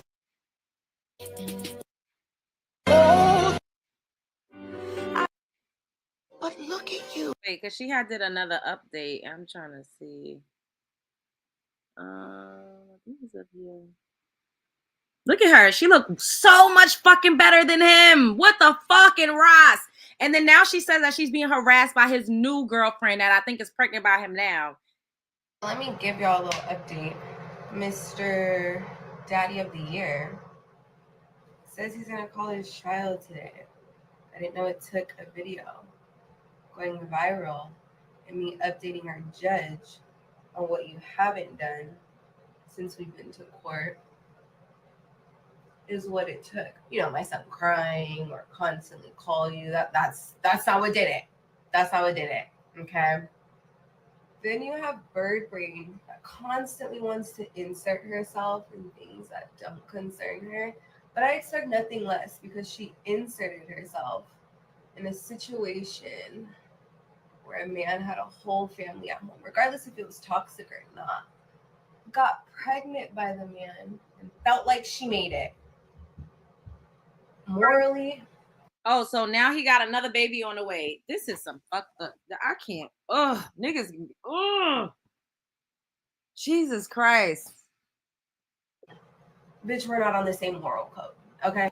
And made a whole fake account, which, by the way, can y'all go report that for me, please? And when it comes to lies, which is funny because this man could never say that I'm lying to my face.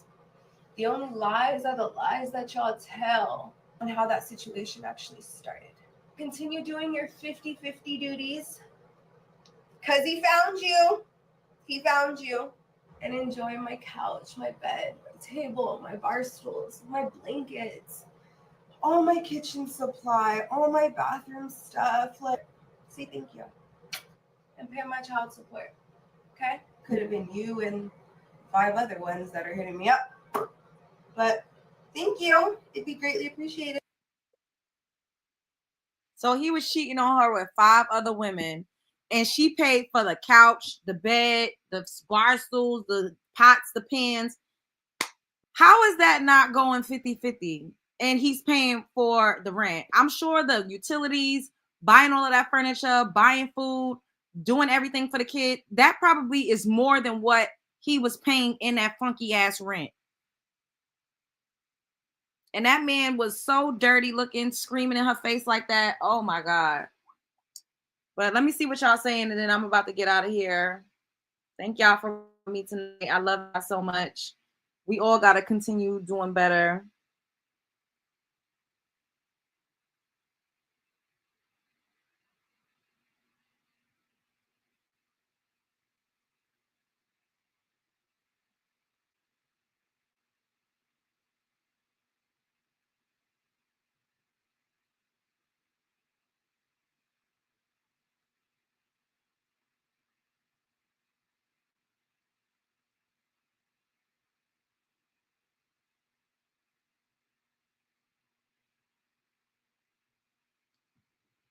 Is she muted? No, I'm not. I'm sorry. I was texting somebody back. I'm sorry, y'all, but I'm not muted.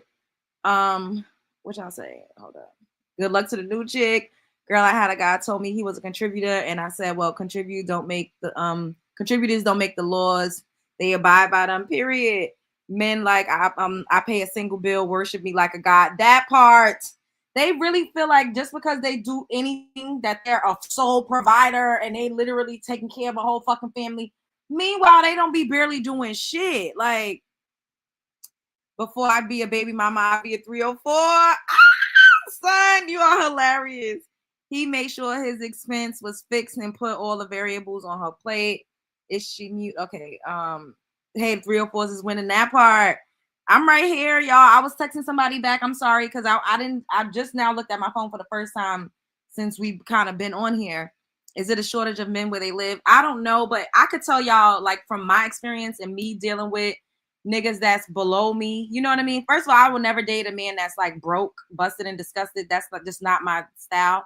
But I have dealt with men that I was too good for. I'm not gonna lie. Or niggas that you would look at and be like, why the fuck would she ever talk to him? And it has a lot to do with proximity, and it also has a lot to do with like superficial charm and comfortability. You know what I mean? Like, if you're a woman that it's hard for you to like open up to people or like to let people in, if somebody's close to you and they're persistent and they really are like doing everything you need them to do and showing up for you in ways that you need, then you start to build a different type of connection and a different type of bond. But when you look better than a man and you are doing better than a man, the man could be having more money than you, but men see women's potential because we're assets. We literally are fucking goddesses. We're magic. We're alchemy. So even if you meet a woman where she's at and you could see where she's going, she doesn't have to be tapping into her full potential, but you could see it, especially if she's ambitious and she's working toward her goals. Men don't have the same type of leverage as an attractive, a smart woman, a funny woman, you know what I mean? A talented woman. They don't have the same access that we do. So men that you are better than, they will treat you like a literal fucking goddess. They'll be there for you. They'll do anything and everything. I'm sure when she first met him, he probably chased her. He probably courted her properly. He probably whispered sweet nothings. And then men that's beneath you as far as like, just in a physical realm, we could just strictly talk physical. They be fucking the shit out of you. They are nasty. They freaks. They do all types of shit. And then you get dickmatized. And then now your defenses are low. And now you have a soul tie with him. And then you give him a baby. And now y'all bonded forever. And now like he has leverage over you. And because you made him wait and he knows that you're better than him and he always felt like he was beneath you, he's going to fuck you over, try to humble you, try to fuck up your self-esteem. He wants you to chase him at a point or two. Like, that's how that dynamic goes when you are an attractive woman dealing with a man that ain't got no fucking business even being in your vicinity. Like, I'm just gonna keep it real. I've experienced that before.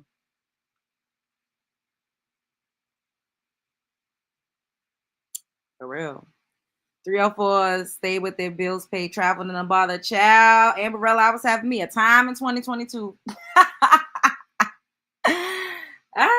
I definitely was roster dating the way that I tell y'all to. I don't sleep around like that. I don't be giving out coochie like that. But I absolutely had men that was flying me out, paying my bills, taking me on beautiful excursions. I was living the fucking life, okay? Girl, that's how I met my ex. He was pretending to be someone else. That's how it be. They always show you their best face. And then once they get you, they be like, welcome to the show, bitch. And then you be crying, looking crazy with a fucked up wig outside of White Castle's, child.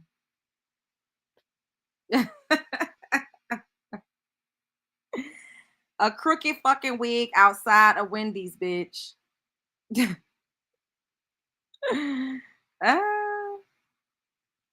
Yes. Talking about some, you never know, you may have to fight for me one day. What never been. For real. They be having you outside looking fucked up, crying, destitute, dried the fuck out, tired looking, wore out, burnt out. These motherfuckers that literally don't deserve you will put you through it because they resent you. They're mad at you like, bitch, you made me feel insecure. You fucked with my ego. Now I got you where I want you. I'm going to break you down. I'm going to conquer you. I'm going to make you look crazy in front of everybody. I'm going to embarrass you. I'm going to stalk you. I'm going to make your life a living hell. And then I'm going to act like I never even did nothing and you just fucking crazy. That's what they do. That's what they do. It's real wicked out here. They definitely put on a good mask. They do. They do.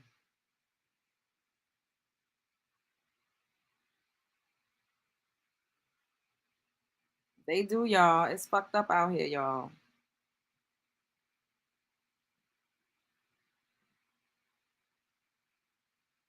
But this girl looks way too good. She was too good for that man. I mean, well, I don't know her personally, but even if because a lot of things with like attractive girls too, and I could attest to this too, sometimes we be growing up with a lot of trauma or, we have a lot of baggage and like shit that we have to unpack. So a lot of times you feel like you're not worthy of a man that actually is on your level because you feel like you can't meet him where he's at. Not realizing that as a woman, you just being you is enough. You feel like, oh, I don't have this together, or I'm not this, or your mind fucks with you because society has like traumatized you so much that you feel like that sometimes you do be thinking like these niggas be the best that you could do. First of all, like I said, because they're in close proximity to you. And second of all, they really do be treating you like a fucking queen in the beginning. Like they really do be pulling out all the stops. And then you start to love them. And as women, we really do fall in love through sex. That's why I be telling y'all, you cannot be raw fucking niggas because that shit is going to create a bond. Especially if you do it once or twice, a couple times here, that's different. But if you are consistently doing that with a man, it's going to be so much harder for you to let it go. It really is. It really fucking is. You gotta keep going. You gotta keep going.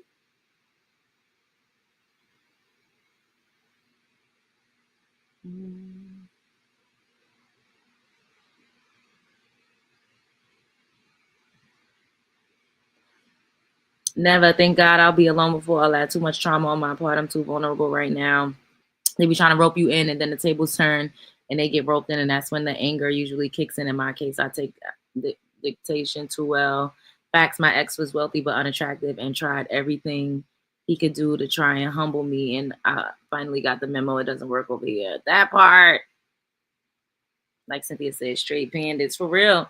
Is something wrong with us? If we don't, is that natural? Should we be that way? And if you're not, is something wrong with you asking for a friend? No, it's nothing wrong with you. It's not.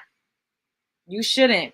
But most women have that one man that really got to them in a certain type of way, or maybe even a couple of men that got to them in a way that other men have not been able to. It be the man too. I'm not just gonna make it seem like some of these men don't know what they're doing, or like they don't have qualities that you are attracted to, but they really don't be hot shit like that in real life. You turn them into that. We talk about that all the time. You make these motherfuckers way more than what they actually are. Other people will see them like, you see how I've seen this girl's baby daddy? We like, what the fuck? What is she doing with him? But to her, at one point, that man was every fucking thing. It's because she was pouring love into him, but it was her loving on herself. And he was filling some type of void or some type of need. This is what manipulative men do.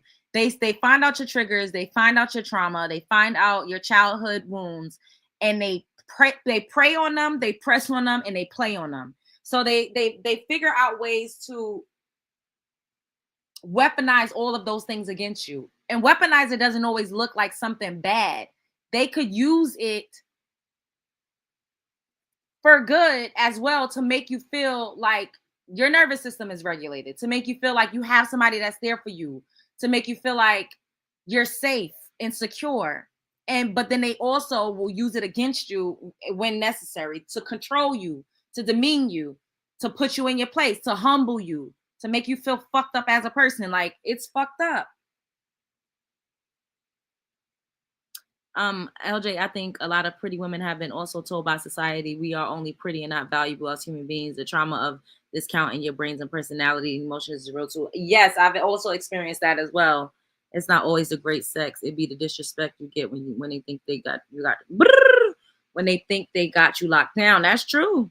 They're not a damn thing wrong with us. These men are different. Something happens to men around 2000. Men change in a weird way. Men were not like this back in the crack. You mean before the crack epidemic? I learned not to share when I was about 16. I will never forget. I've never shared again. That's why I tell all my exes, y'all don't know me. That part. I've had an issue with oversharing as well. And then now I'm on the internet. So if any niggas be studying me like a motherfucker. So anybody that knows me, I'm sure they watch me. They probably watching now. Hey, nigga. I'm sure they, what's up, bitch? I know they watching now. So it's also just about using discernment and knowing your own triggers and healing yourself so that you're no longer triggered by the same things, and you're stronger so that people can't get to you and, fuck with your heart chakra as much. But let me play y'all this last video since we here. I know they up in here. They all watch me. Any nigga that ever came around here is still around here lurking. That's just how it be. Time to catch up. Some of them are. I love my black women, but I only mess with the top of the top. You see what I'm saying? Exactly. I can't do the in-betweens or the bottoms. Yeah. But I will take the in-between the bottoms of the whites and the goddamn Asians and the other ones. Yeah. But the black one got to be the elite. Yeah. So you see how they get up here and admit it? He said, I will mess with a bottom tier, white or other. But a black woman got to be elite. Y'all see how they have these astronomical standards and expectations when it comes to us. These are things that we say all the time, but they tell us to shut the fuck up and we don't know what we're talking about because we're women and other men don't value the opinions of women. But this is what we say. I've said this. We shout this from the rooftop. Shout out to Cynthia G. She did a whole fucking series called Who They Really Choose. They admit it clear as day, but nobody don't hear them know. Nobody don't hear them know. Now let's play this. Let's run this back. Time to catch up. Some of them are. I love my black women, but I only mess with the top of the top. You see what I'm saying? Exactly. I can't do the in-betweens or the bottoms. Yeah. But I will take the in-between the bottoms of the whites and the goddamn Asians and the other ones. Yeah. But the black one got to be the elite. Yeah. So that's what it be. It ain't too many of the elite black women looking good, all that overall for a man to be like, this is my woman. Right. Time to catch up. Some of them are. I love my black women, but I only mess with the top of the top. You see what I'm saying? Exactly. I can't do the in-betweens or the bottoms. Yeah. But I will take the in-between the bottoms of the whites and the goddamn Asians and the other ones. Yeah. But the black one got to be the elite. Yeah. So that's what it be. It ain't too many of the elite black women looking good, all that overall for a man to be like, this is my woman. Right. Time to. How does that even sound? So how do you could get a bottom tier? It's because they're closer to whiteness. And I wish they would actually say the fucking quiet part out loud. That is what fucking, oh, say the quiet part out loud, you self-hating coon. She's close to the whiteness. That's really all it boils down to. Because why do we have to be the top of the top and the best of the best and top tier and elite? But then these other hoes get to be fucking looking like something that crawled on the earth. They beat their asses in the street, cuss them out, call them niggas, stab them, shoot them. But we got to be so quiet and submissive and meek and bowed and rich and all of it and have a six-pack and can't have no fucking kids. But they'll wipe up one of them with 5 fucking kids. I showed y'all how that black man, his white wife wouldn't even kiss him. She was disgusted when he kissed her in the mouth. She had 5 fucking kids. He adopted every single last one of them.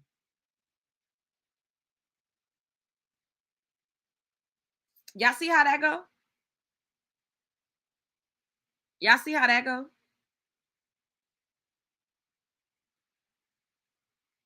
Y'all see how that go, though? I'm just glad that they admitting the truth, because they literally will get up here and lie and act like we making shit up when we say y'all don't have the same standards for other groups of women.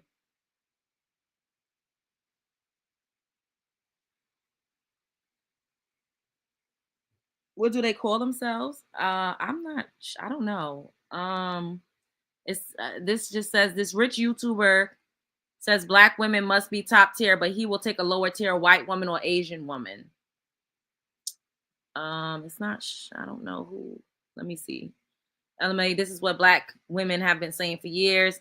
It's funny how he thinks he's above white men. No, white men are still top earners and there's more of them. We have been saying this, though. We always have to be exceptional in every way. Everyone else mediocrity is a pass. Exactly. Some people shouldn't be able to speak. He doesn't marry, protect, or provide, so it doesn't matter. What is his name? Mr. what? Mr. Original? I don't know who the fuck this is. The boy lost his mind. I'm so happy I don't have a son. That's going to embarrass the hell out of me. Like, ooh. Oh, brother. Wow, embarrassing. The bottom of the peasants, Insta models. So what's the definition of elite? Agreed. Sign me up. Y'all missing the point, but carry on. Oh, let me see what. Tell your point of view. Then my point of view equals I want a woman to compliment me. Hence, an elite black woman. No bottom barrel women. Top tier black woman. But he said he'll take a bottom barrel white or any other type of woman. Like, what the fuck? You see how they just play fucking willfully obtuse? I don't know.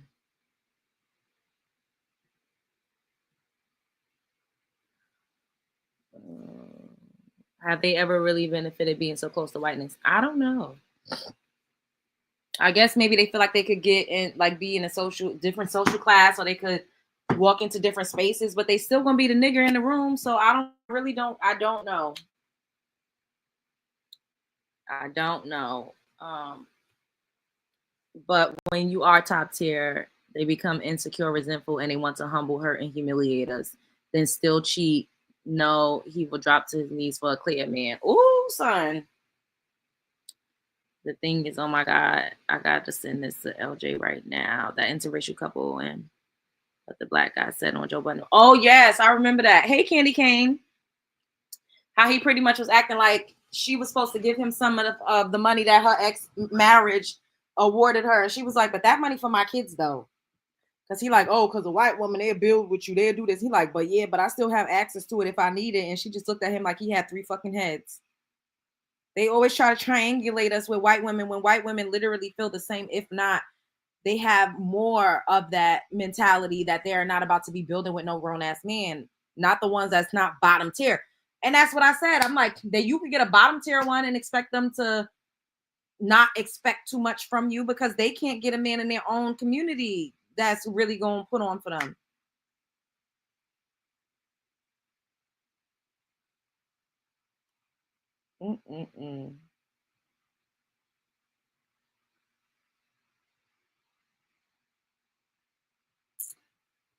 It's crazy.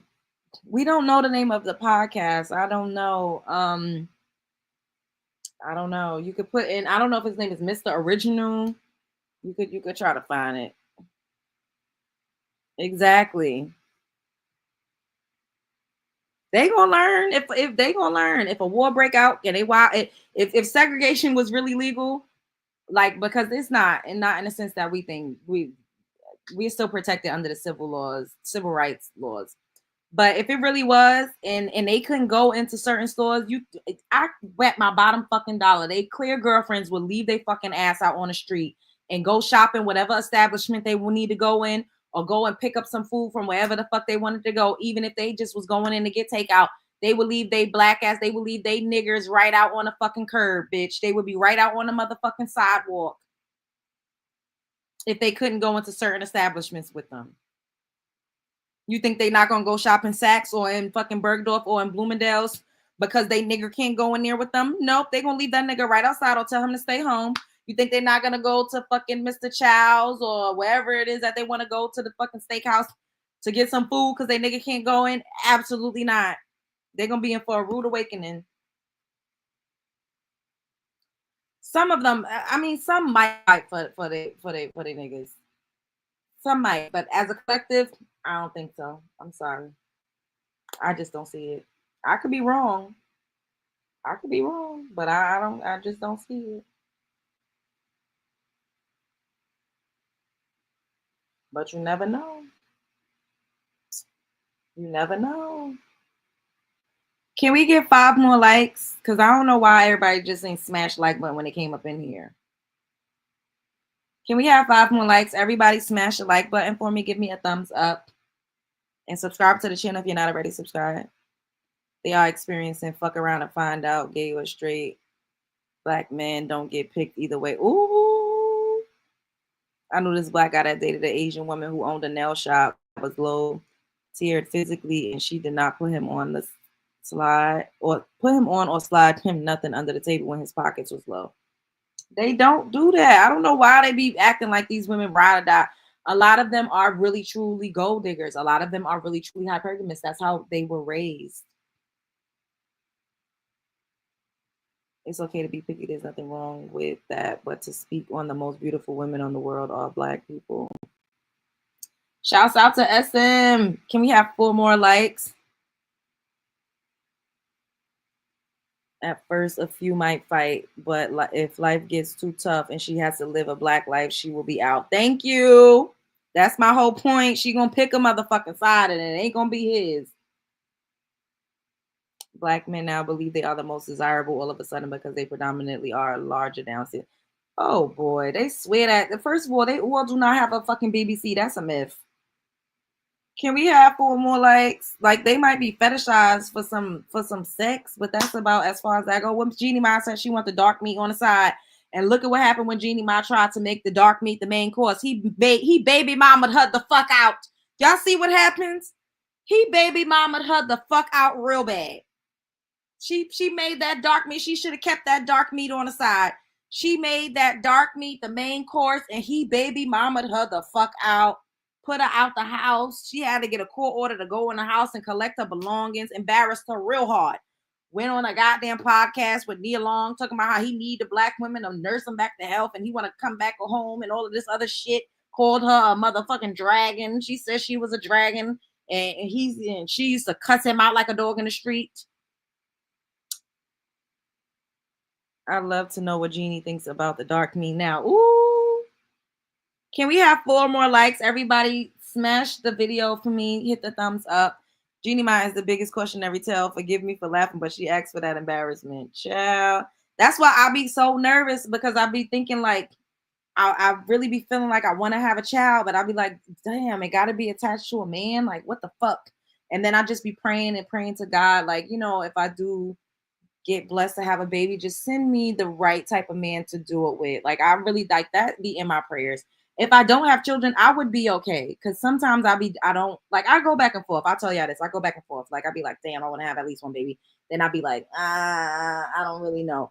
So if it does happen, I just pray every day that he is at the very least a good father to the baby. That's it. Like, and I know that this is weird and it's giving cognitive dissonance because I'm not trying to advocate for single motherhood, but I don't gotta keep telling y'all my love bugs. Y'all know exactly where the fuck I'm coming from. I don't even gotta keep saying it over and over. Y'all know where I'm coming from. Freeze your eggs. Oh my God, it's time for me to go to bed. Oh, I know it's 3:27. It's 3:27 because they're all the same black man. YouTube. I want to think that there are some that exist that's not so terrible. Like I really do have hope. I do have hope. I just can't imagine, even though I would have been married, I just can't imagine rolling over to the same place every night and every morning. Never been my goal. So I feel you, LJ. Yeah. They are sacrificed for the cause. People of color will date, marry, and bear children to get the bag, bounce back to their people. And sometimes abuse and mix it. Oh, son. Oh, yes. The biracial, they be tragic. A lot of the biracial children, it's unfortunate. The ones that's raised by the clear mothers, they be having a hard time. And I hear them, I see them, they tell their stories about how their moms was calling them niggers and stuff. And it's really sad. And don't get me wrong, I'm not against interracial dating. Like, I feel like if you love somebody, I don't care if she's a Latina, an Asian woman, European, I don't care. I just don't think that it's okay to put down other groups of women in order to justify your dating preferences. That's what's weird to me. And that's why I feel like a lot of black men do it strictly because of self-hatred purposes. It don't really be because that's what they love. It's because they don't like themselves. They hate their reflections. They don't want to replicate their own DNA. And they want to be closer to whiteness. That's why I think that. But if you really in love with somebody and she a good vibe and you really like that's your bae, like I'm not against that. I'm really not against that. Love is love at the end of the day. Who knows? Somewhere down the line, I might fall in love with somebody that's not black. Love is love. I'm really not against love.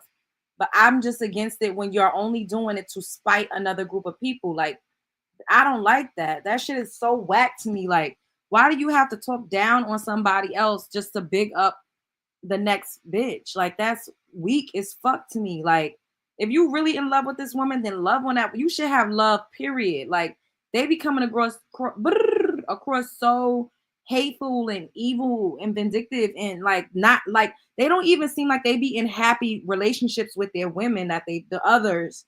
They don't even seem like they be happy because they be so focused hating black women. It's fucking bizarre. It's so bizarre. Like, why are you so hateful? If you in love, be in love. Exude love. Period. All that other shit, like, come on. Come the fuck on. Because they're not happy with themselves. And Corey Holcomb told the guy to leave us out the conversation. I couldn't agree more, even though he sucks. Yeah. My dude from Louisiana and don't say the word.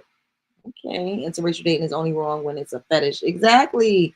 Many of those unions aren't love. It's just lust mixed with self-hate. That's part Amberella.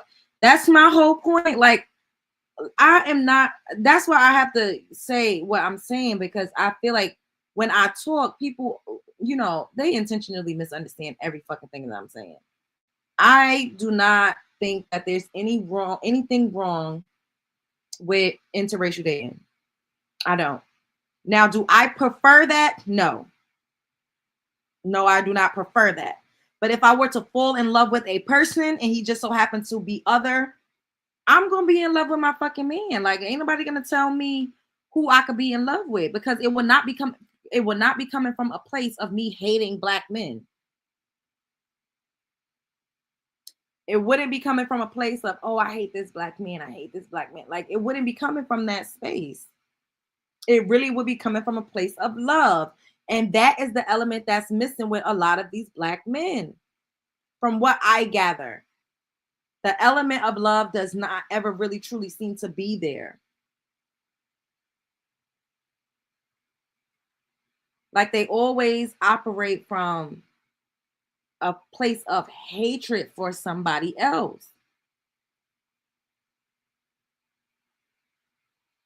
And it's just really, really fucked up. It really is.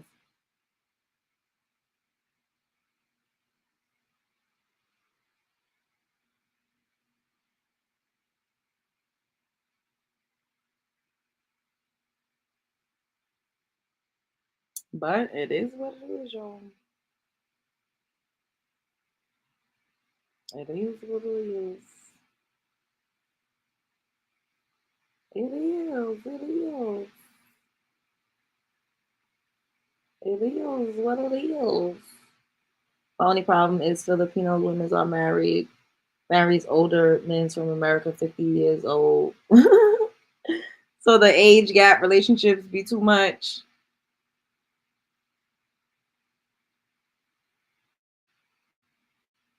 That's a lot of energy to expend, hating yourself so bad that you must take it out on the one that looks like you or birth you. Exactly. Personally, I prefer many Black men aren't family minded. I'd rather hedge my bets with men who want family more often than those who don't. It's not hate, just reading the room of the wild world, not to say other group.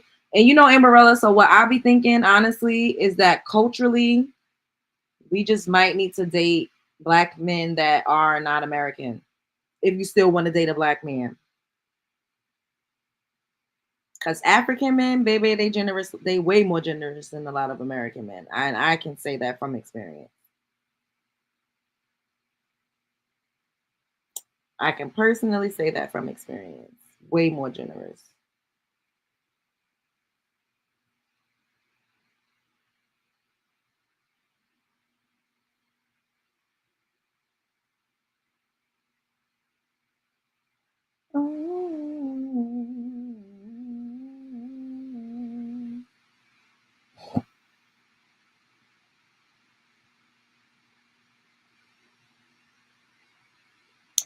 And when he looks at me, his brown eyes tell you.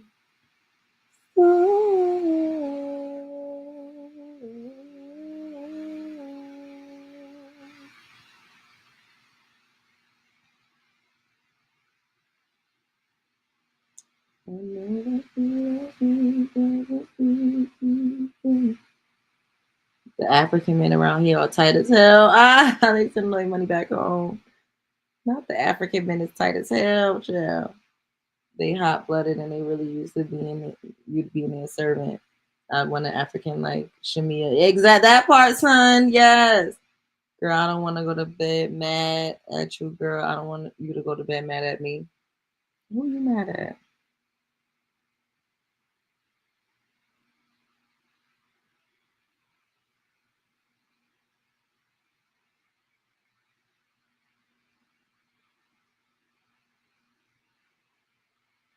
You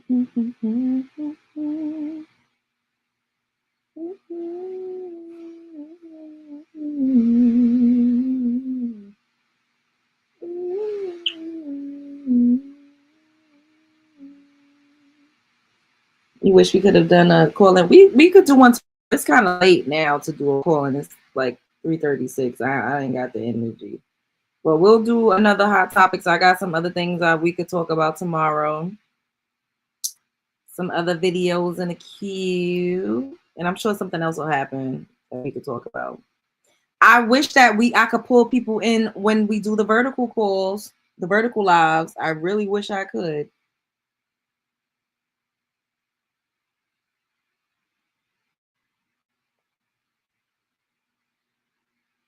For real, for real. That would be gas. Oh my God, I gotta show y'all this video that fucking made me scream.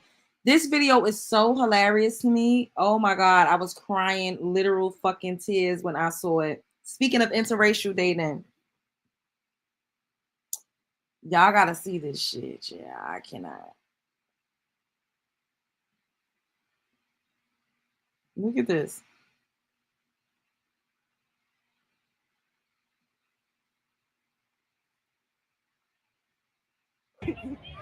Alright. Yeah, you look good, right? Looking good, right? Go ahead, baby. Good. I love you. Bless. Oh my God.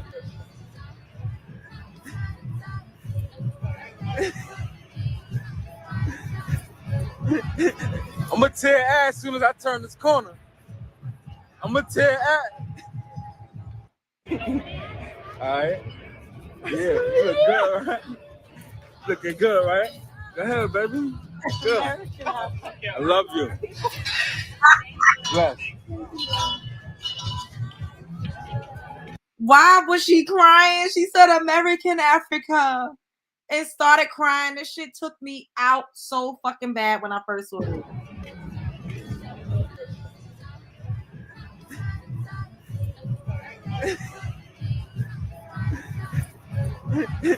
I'm gonna tear ass as soon as I turn this corner. I'm gonna tear ass. All right. Yeah, you look good, right? Looking good, right? Go ahead, baby. Good. I love you. Bless. You don't get it. That's the whole point and why this is so fucking hilarious to me, because why was she crying? He's not a celebrity. She touched him and said American Africa and started fucking crying and following this man, this random fucking man. And she in Harlem, so this can't be the only black man that she done seen, child. He not famous. No. But she in Harlem. So I'm sure he's not the first black person. I'm like, is it because he told her, like, I love you, and he spoke to her? Maybe that made her cry. Like, oh my God. Yo, this shit is funny as fuck. Like, when she started crying, she said, American Africa. I gotta play this again, y'all. This shit is hilarious to me. All right. Yeah, you look good, right? Looking good, right? Go ahead, baby. Good. I love you. Bless.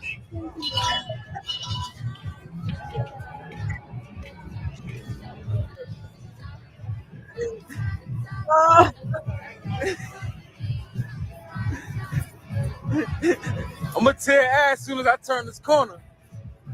I'm gonna tear ass. All right. Yeah, you look good, right? Looking good, right? Go ahead, baby. Good. I love you. Bless.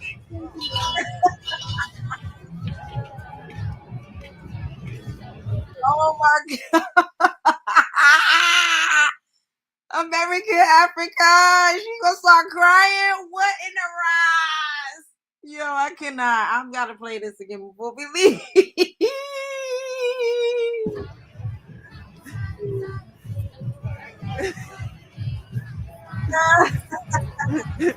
I'm gonna tear ass as soon as I turn this corner. I'm gonna tear ass. All right. Yeah, you look good, right? Looking good, right? Go ahead, baby. Good. I love you. Bless.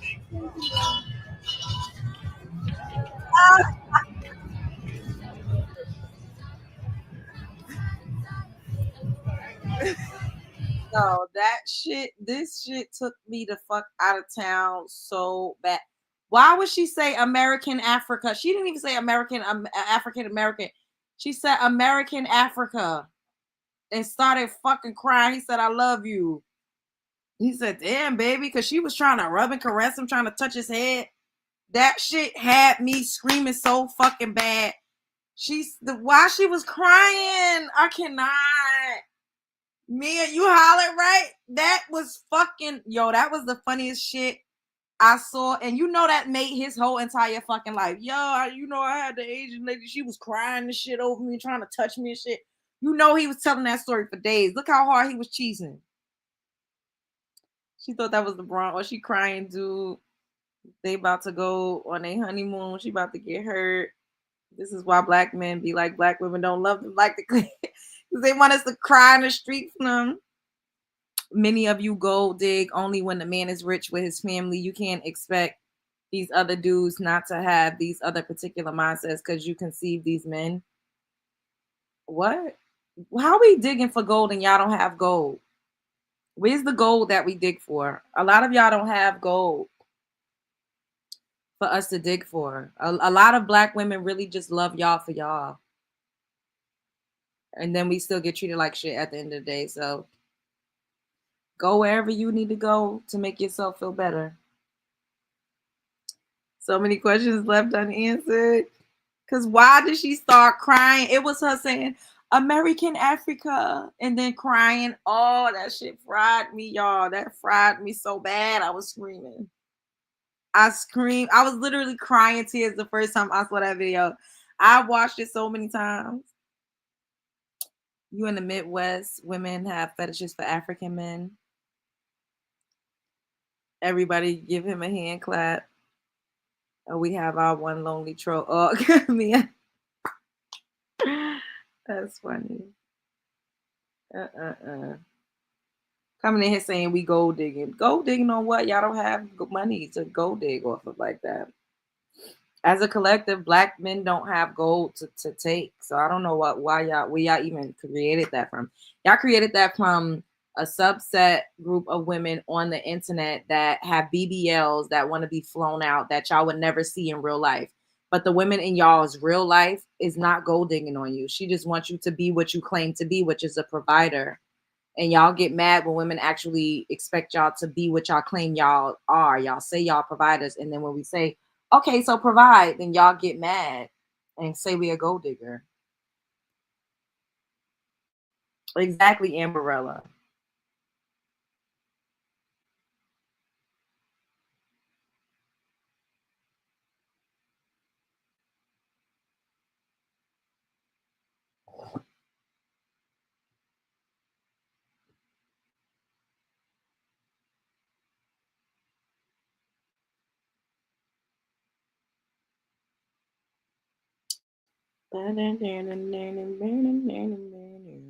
I was gonna live stream earlier, but I had fell asleep. I was knocked out real bad. I feel like I fell asleep at like 6 or 7, and then I woke up and like I don't know what time I woke up, but I feel like it was like, let me see what time I texted Storm.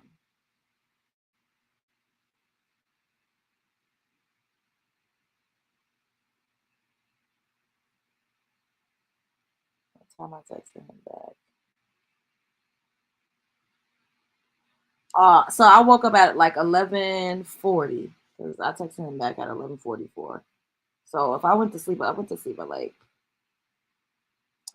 at 7, and then I woke back up, and then I went back to sleep at like 9 something.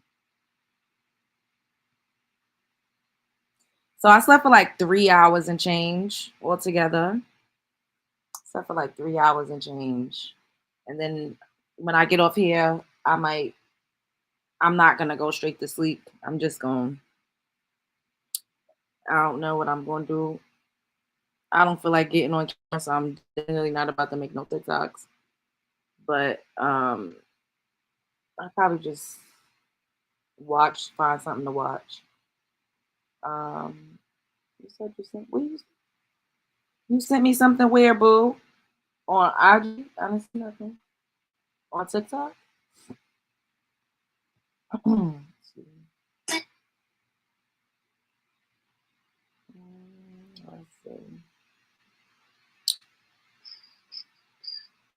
Or email.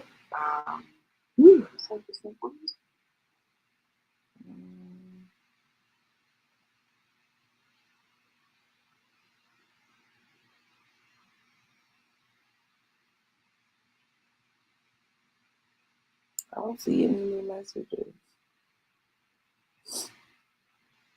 Oh, okay. Oh, this is where he basically chewed them out and told them they was trash. All right, let me see if we can pull this up before we get out of here. Hold up, let me go out here. Yes, he told them that they was shit, and he was like, "Oh, men that claim they don't like their own women, it's trash." I don't know exactly how he said it verbatim, but he chewed.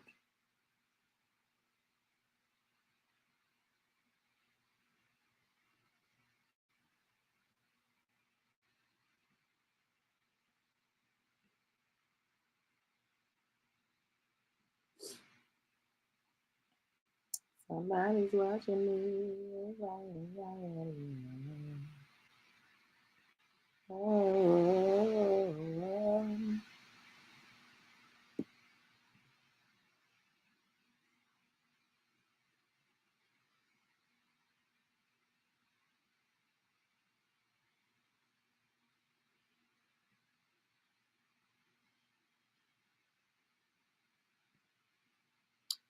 It's acting like you don't want to load. Let me see if I close out TikTok and get a.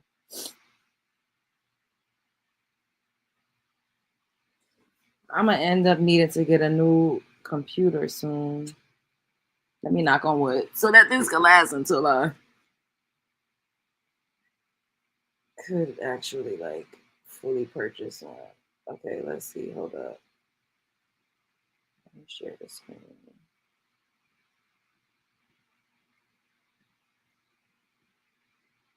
Okay, where's this podcast moment? Shouts out to Podcast Moments and Tanya for sending this to me. Remember when Akash came guns a-blazing and destroyed Fresh and Fit?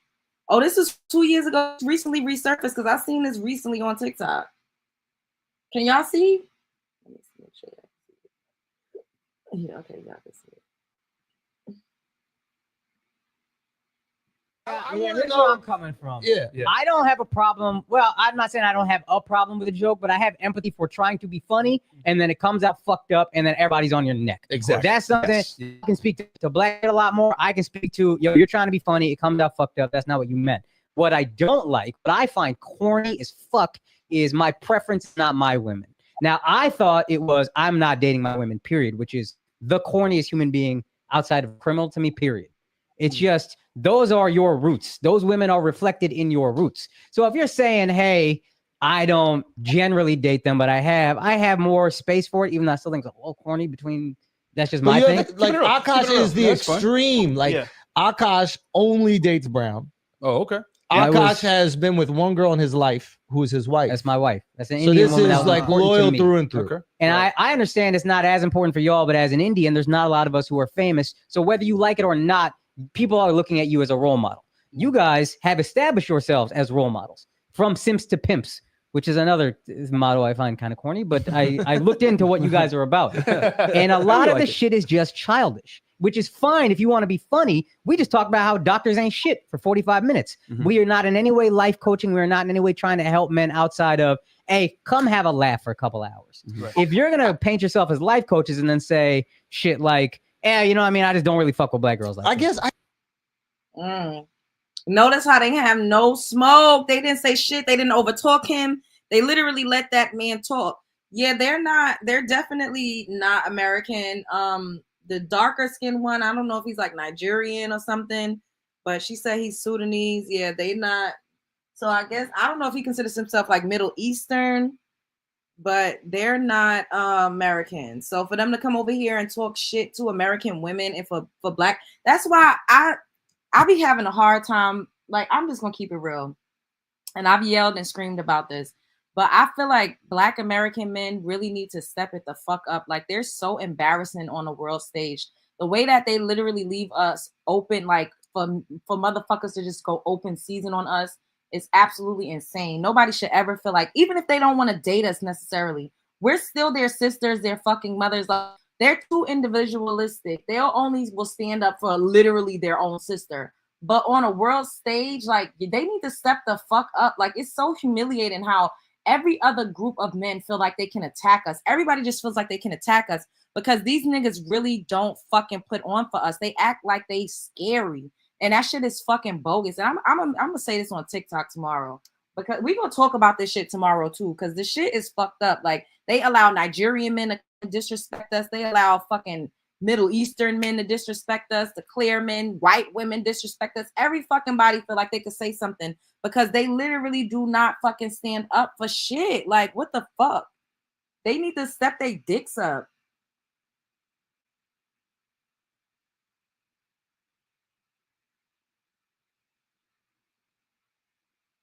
Nobody should be able to disrespect us without one of them fucking coming full throttle. Like, the way black men used to be in the 60s and the 70s, the way they used to go hard for the community, these niggas today don't do shit. but try to argue with us and fucking talk shit about us and unalive each other. It's just fucking whack, bro. It's so whack. Like, how the fuck a Sudanese and a Nigerian man gets on a panel day in and day out and disrespect Black American women the way that they are able and allowed to, and nobody ain't beat them niggas the fuck up? How nobody ain't beat them the fuck up and run off in they shit? Like, that shit is wild to me. Like, they shouldn't even be able to have a fucking platform.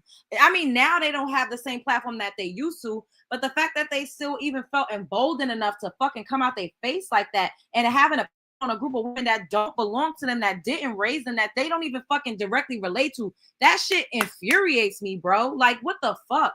They just allow anybody to come and say any fucking thing, and then they funky asses be having the nerve to join in on that shit. Like, that's some pussy hole ass shit. I don't give a fuck what nobody say. It's embarrassing, bro.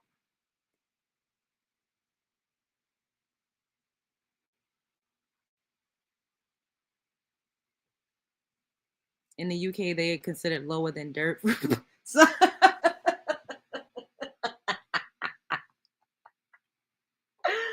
oh my God.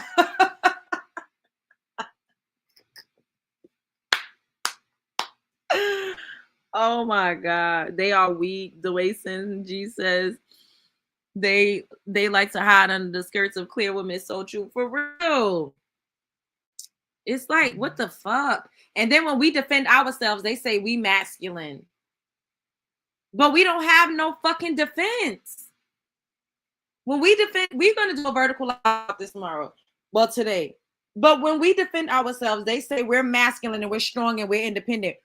As a collective, have we been able to depend on them? Do we have a defense system as a collective? I'm not just talking about us individually, because the men in my family is going to step behind me, and they have and will. But as a collective, the world wouldn't treat us like this if Black American men really stood the fuck up. Black men in general, but I'm an American woman, so I could solely speak for, and we're in America, so I'm solely, y'all picking up what I'm putting down. Like, what the fuck, bro?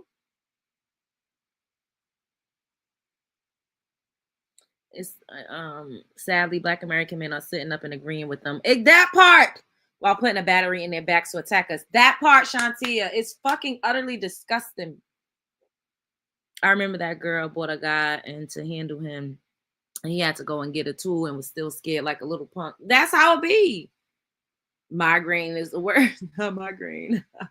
That I think Myron is the fresh. Is fresh? Or is he fit? I don't know. Hello, nah. It's always excuses why you gotta behave to get their protection. Now we have to defend ourselves because the males won't. Then we are called all types of names of being the stopgap for ourselves. Is sickening. I don't have any men in my life that'll set for me. Faith, that's why you took up MMA? I'm going to send you some clips. Those clips, eat them up. UK Black men are so buck broken, they're catching up with us, with the US Black men. Damn. Ferret and frog. They do look like a ferret and a frog. That's a good one. Me neither. I call them fit and frog, and I call them migraine. The lighter one is migraine.